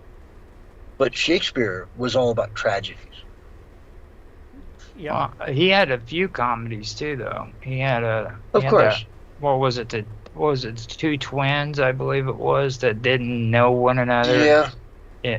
And they ended up meeting, and I believe that was the his. Corsican brothers. Well, that Corsican brothers, yeah. That sounds familiar, but no, he did write a few, but the vast majority of the artwork from those years were tragedies, because it just, God, people related with them more, Well, this whole transgender thing started in England because of that stuff too, because they were like having men dress up like women back whenever they performed their plays and stuff. Mm-hmm. So I blame that on the English. The Shakespeare Repertoire Theater is to blame for transgenderism in the whole world today. Yeah. Those reprobates down there at the playhouses. Reprobates. Like you know that no dignified noble would show their faces. But they were misogynist at the same time for not letting the women in. Their misogyny was bigger than their bigotry, right? So they were more misogynist in the fact that they didn't want women there, so they'd have Juliet be played by a man. I couldn't watch that. Yeah, right. I mean, because there'd have to be kissing, wouldn't there? No. Well, the balcony scene, not so much. Well, come on, that was probably that was Shakespearean Hollywood, Mm-hmm. Okay, now in the script, is there actually kissing that takes place? Is the big question? Because if there was, that means a man had to kiss. I don't know about kissing, but there is a scene in Romeo and Juliet where he titty humps her. Oh yeah, that's remember that scene, that famous scene. That's horrible. He's looking it up right now. Don't do that to Roger. Don't. He's looking for ancient English pornography now. All right, we don't do that here. All right. I mean, how do you even search for that? I mean, because you can't put Shakespeare with Romeo and Juliet titty hump. Search for that. You've got to be kidding me. Just turn off safe mode, okay? Well, I mean, safe mode. I would feel ashamed just by typing that into the Google search. Dude, what I mean? if you're using the internet with safe mode, you're a pussy. If you're using safe mode on the internet, I don't know what else to say. You're just a weak. Yeah. Roger. Yeah. It's on the dark web. You have to dive into the dark web. And then before you do that, you need to get the terms of services from Mark, and he'll tell you all about why it's really a misconstrued term.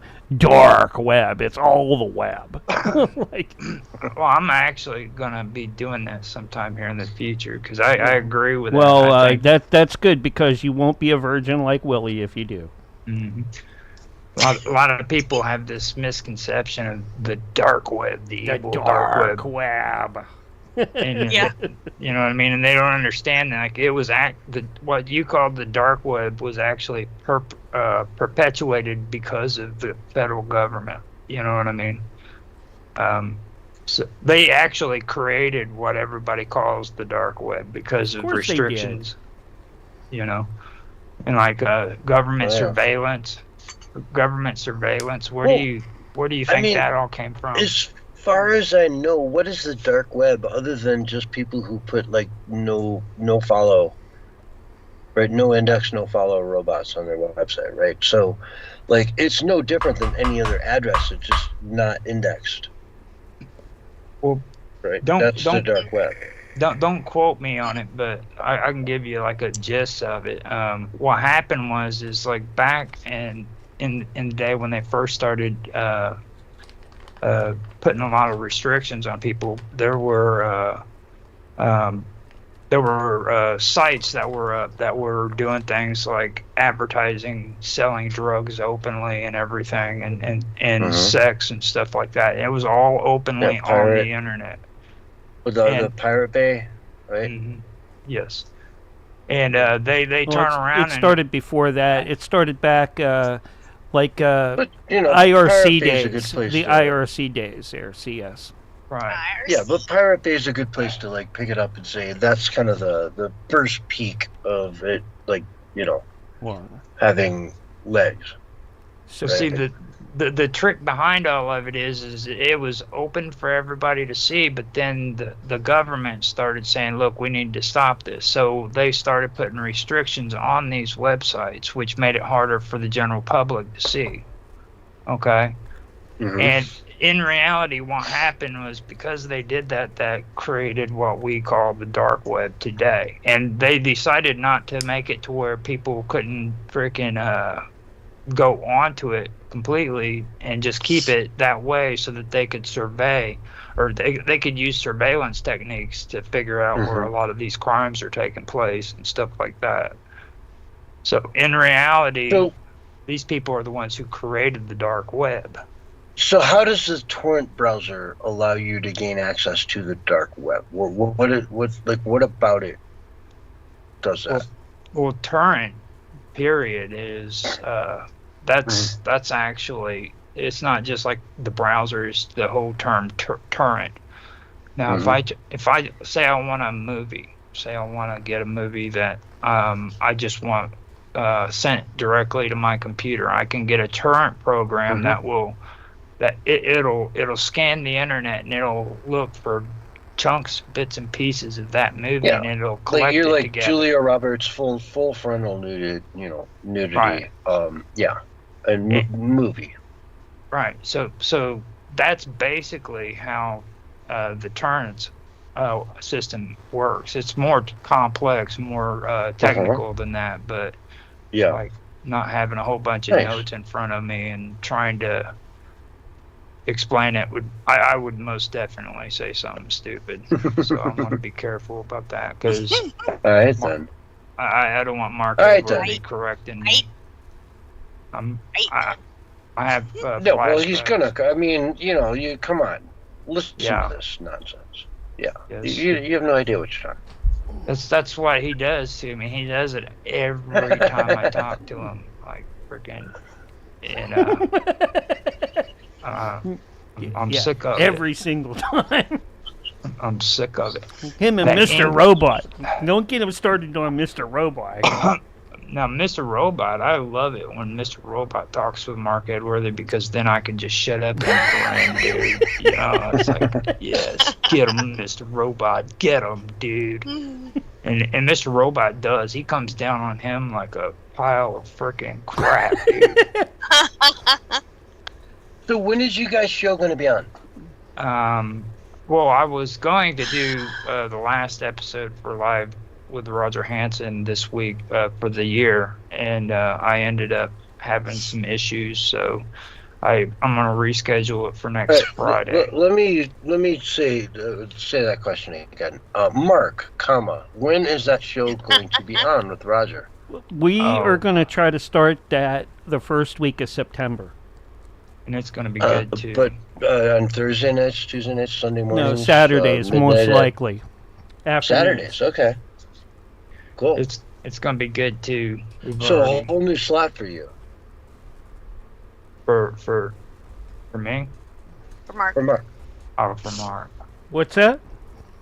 It's a whole new slot for you. Yeah, we're not going to do it on radio at first. We're only going to do it on the video platforms. Well, cool, man. And I mean, honestly, like Barry was saying tonight, we probably get more, views on the video platforms than the radio.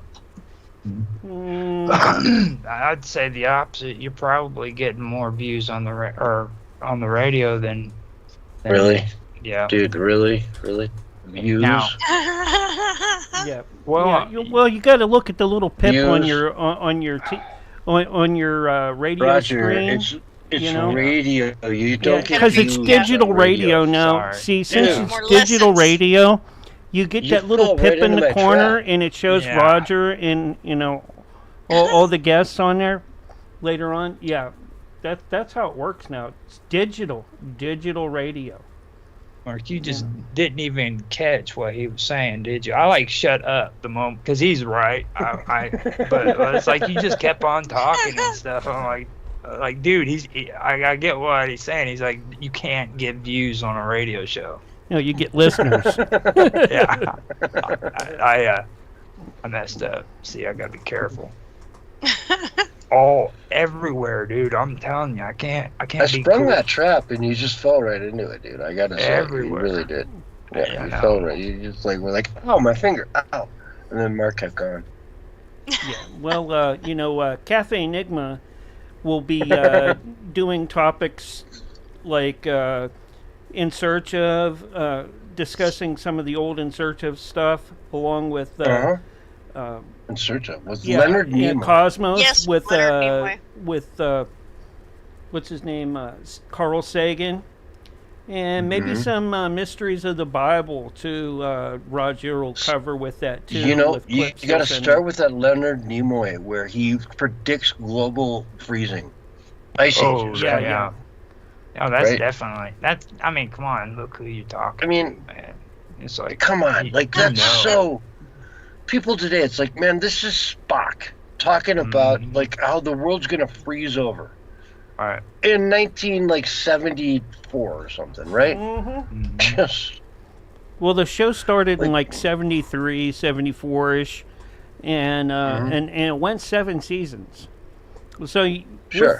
with those I would three bet shows, the global warming one was late in the run, like 78. They were doing a big push for what was it, Earth Day, I believe it was, in 1980, and there was a lot of pushback during that time period. And whenever they came out with that episode, the reason why they came out with it was because there's 2 actual theories that were involved. It wasn't just global warming; it was also the fact that the Earth could go into another ice age when it came to climate change. Sure. And that slowly died out, and people don't really talk about it very much. But I think that they're afraid to say that because it's easier for them to monopolize off of global warming than what it is a global ice age. You know what I mean? What do you do with an ice age? You can't. Dude, I can't remember what newspaper it was that they ran an article talking about how the extra carbon in the environment is creating more plants. That sounds which like is a the problem times. for the planet. Yeah, which is another new problem for the planet because fires and all this other shit. It's like, wait a minute, carbon's good for the plants? Wait a minute, whoa, breaking news. Let's bury the headline and talk about how it's actually bad. And those fires too don't fall for that stuff, because I bring it up all the time. Like, you'll always see news broadcasts talking about these fires in California, but go talk to Nancy and them. Ask them how many times they had freaking forest fires in Florida. It's a yearly anniversary event, dude. There's always a forest fire in Florida. What about Nova Scotia? It's so terrible to even go in the woods now in Nova Scotia. You'll get a $25,000 to $28,000 fine. Oh yeah, in Nova Scotia, for crying out loud. They're going for a walk in the forest. There's something else going on there, though. How about kiss my ass? There's cannibals out there in those woods eating people.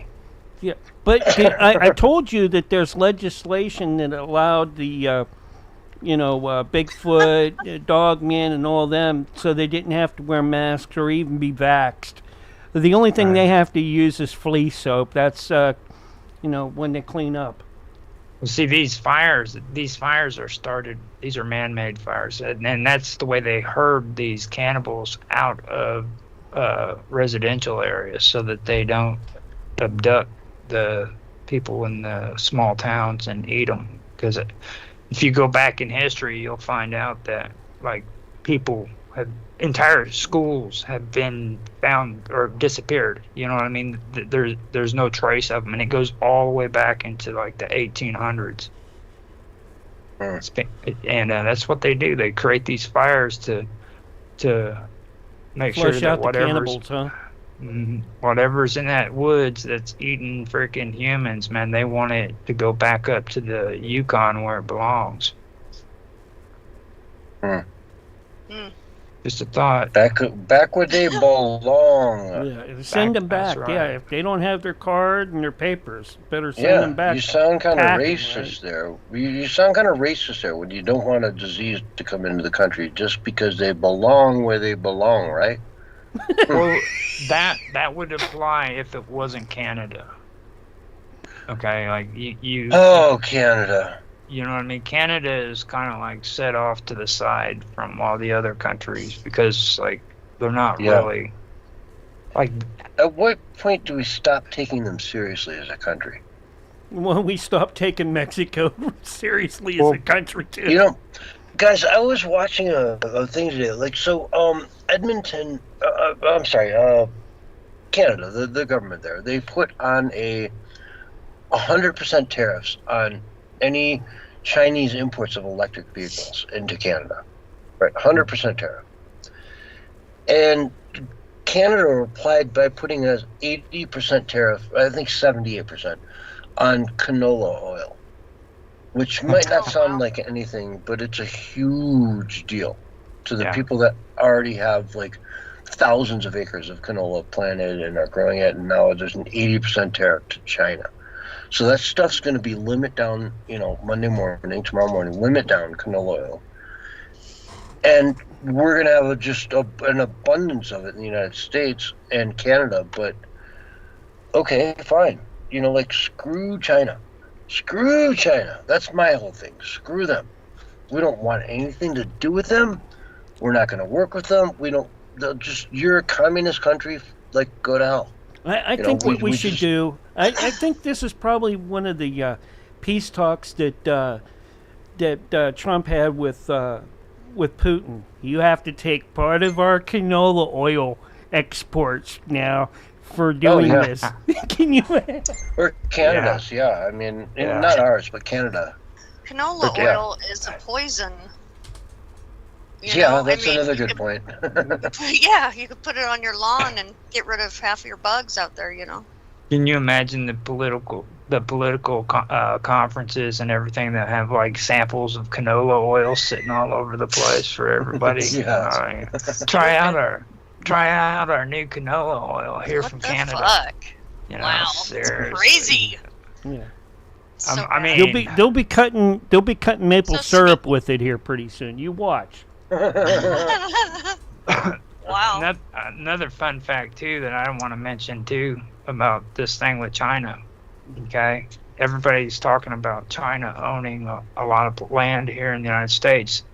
Do a check and find out how much land is owned here in the United States by Canada or Britain. Well, especially England owns Canada. a lot too. Canada owns more land here in the United States than any other foreign country. Interesting. And nobody mentions I didn't know that. Yeah. Yeah. Huh? It's crazy. And I just found that out the other now, day. Canada, that's the crown, right? I mean, when you say Canada, we're talking about England. England owns more land. Because Canada is a nothing country. It's not even a thing. It's not even England. real. Yeah. England is, runs Canada. You want me to tell you how stupid Canada is? Oh, They didn't even know how to write a constitution until the 1980s, dude. Hey, you know how they got the name Canada? How? Okay, so they had this guy from Buffalo, in New York, come over to Canada and be the, moderator. And he's, so they all started picking names out of a hat. Right? And so the guy from Buffalo is writing them down. from America. He's writing down the names they pick out, and they say, "Okay, we got a CA," and so he writes down CA. All right, we got an NA, and he writes down NA, and the last letter is going to be a DA, so he writes down DA. Oh God, that's horrible. Came up with Canada. That's almost as bad as Mark's dad's joke. When it really should have been called C&D. Yeah. Yeah. Eh? He always C&D. gets me. He always gets me about the dad's joke thing, but it makes sense though. A lot of them though. Oh, Mark, you're a dad joke guy. No. Come on now. Oh, you are. You are. If you go to the barber, are you going to choose a guy that's a barber by the name of Butch? Or are you going to choose the barber by the name of Nick? Or are you going to walk out the door and find a different barber? Good point. Subliminal, What do you think, Sonia, about dad jokes? Do you like them? Actually, most of them are hilarious. I like jokes like that, really. They're just so simply fun and funny, They're simple. I do like them. You like I vote ugly, yes. You like ugly sweaters for Christmas too? I think that is a hilarious idea, and I would get someone a sweater just to see the look on their face when they opened it. All right, we got about 10 minutes on this, but I think we're going pretty good. What do you want to do? If we you want to keep going for a little bit more? You guys if this can closes keep out? going. We got 10 minutes left. I'm definitely... Like I said, this is a long weekend. I came into tonight's show so tired. Now I'm much more invigorated, but I still came into tonight's show just tired. I think I will go to sleep in 10 minutes if I actually hang up. Well, I got kind of a big day tomorrow, but if you guys wanted to take and keep going, I'd let it go for maybe another half hour more after we end this one. But I wouldn't go more than that. I'm good to go because it's like I've still got to. I'm starting late. I was just barely able to get you guys on for the restream, and then I still have to do my Weird Science stream for my channel. So Weird Science? Oh yeah.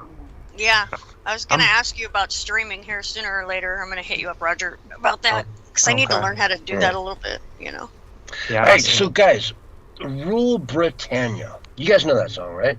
Mm-hmm. Rule Britannia. No. What are the lyrics? I don't know the lyrics and everything. I know you were talking about it earlier. Yeah. Sonia, any? I don't know that song. Britannia, rule the blank. Waves. Rule the waves. Yeah. Oh. I thought it was world for a long time in my life. Britannia rule the world, or the way. We will never, never, never, ever be slaves. Right. Wow. Now, right? That's a complete lie. England is filled with nothing but slaves. Okay, they're slaves. They're getting there. Oh, they're getting there. And they're getting there. I heard that and I was like, dude, hold on now. We're talking about England.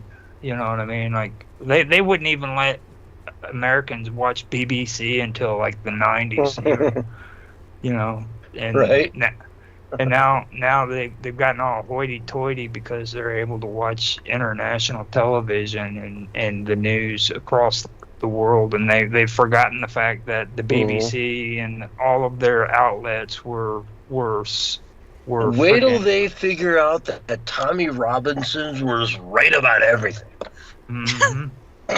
Exactly. Don't you trust just wait. England. Don't. The only people you don't trust any more than England, it would be France. Like, you don't ever trust the French people and the English people. Oh my God. Will London ever have a non-Muslim mayor? Ever again? No. Yeah. Sonia? I don't know enough about it to really say. Now they might have an Italian. They might have an Italian mayor someday. but that's just going to be temporarily. Even that, though, is like, it's London. You have an Italian mayor. Fuck, do you not have anybody in England that can be the mayor? Do you not have one Englishman that can be the mayor of London? Wow. Lordy, you don't. You don't have one Englishman who can stand up and win the popular vote in London. Mm-hmm. What a shame. What a shame. I found out too, though, England in their political system is a sham too, because like if the prime minister, okay, is selected by the crown, and the prime minister is the one who freaking appoints the not the Hall of Commons, but the ones above it, the Hall of it would be our equivalent of the Senate. Okay, so and the only ones the Hall of Commons, the Hall of Commons are the courts, the lower courts of commons. They're They're the only ones that actually get voted in by the people. The only ones. Yeah, the House of Lords and whatnot. The House of Lords, yes, there you go. House of Commons. House of Lords gets appointed by the Prime Minister, and the Prime Minister gets appointed by the Crown. And the King. Yeah, and the King. So. Yeah, it's a crazy system. At least when I hear about France, they talk about being a republic. London, England, is a kingdom. You know, you got a king. And he ain't friendly to Christian values and whatnot. You know? He's not. And sadly, I mean, God, these people out there in London that are putting up the St. George Cross, the flag of England, and electric poles, and all over, they're just putting them up everywhere they can, high and proud. And it's a beautiful thing. And yet the police are taking them down. They're treating them like hate crimes. Imagine going out and to your, utility pole, climbing up it, putting an American flag up there, going down, going home. Man, I'm proud of that. I put an American flag up there. And the police come the next day and accuse you of a hate crime. Yeah. Imagine that. Well, see, we've had actual freedoms here in the United States. And that's the thing I'm kind of getting at, like this new stuff after they came out with what I keep forgetting the name of it, where they're after Brexit. These movements that's been happening, this is brand new for England. They've never experienced this kind of freedom before. And it scares the heck out of them. Well, no, they've been an independent country for 2,000 years. But they claim that. I mean, Brexit is a brand new thing. That was a brand new thing put on England to say, hey, you're going to be subjugated to the European Union and their courts. And they said no. They're terrified. They're terrified. No, the established government in England is terrified of these new changes that are taking place. You know what I mean? But the problem is as bad as the EU was, the new UK government is like let's go even 10 times worse. Let's bring more people in. Let's just destroy the UK as revenge for them voting for Brexit. And that's what they're getting, revenge right now. Yep. That's why it's disgusting. But you're going to see a lot. You're going to see a lot of things over there that people aren't going to understand. And the reason for that is because England's never had that kind of freedom. We're used to it here in the United States. But England has never had that kind of freedom, as a country or as the people in England. Well, when you think about it, they really haven't. Because if you look at it, when they were under Roman rule, okay, because the Pope used to appoint the kings at one time until Henry VIII. Yeah. And Henry VIII, I am. But the church has always ruled England through the king. Mm-hmm. Sure. And So- they've always stifled. And they've if you really always look at stifled. if you look at the Episcopalian church, that's set up like the Church of England, and the Church of England is above the king in that respect. We've been Theocracy, going right? through. We've been going through that stuff big time this year. It's really interesting. Last year we were talking about socialism in England from back in the 1800s up until now, and then this year we're going over Europe and the things going on in Europe right now, starting from the French Revolution. Yeah. Okay. We're going to get cut off in a couple minutes here. Yeah, exactly. I was about to say that. Love you guys though. But I'm going to let You're everybody awesome. know that we are going to. I'm going to host out now. If you're on Kick, we're hosting out to Veterans Radio, and if you're on D Live, we're going to host over to MC Dirty Work. All right. So let me put that up. Yeah, MC is usually in the with Nancy on Wednesday nights, and over on and Veterans Radio always supports us.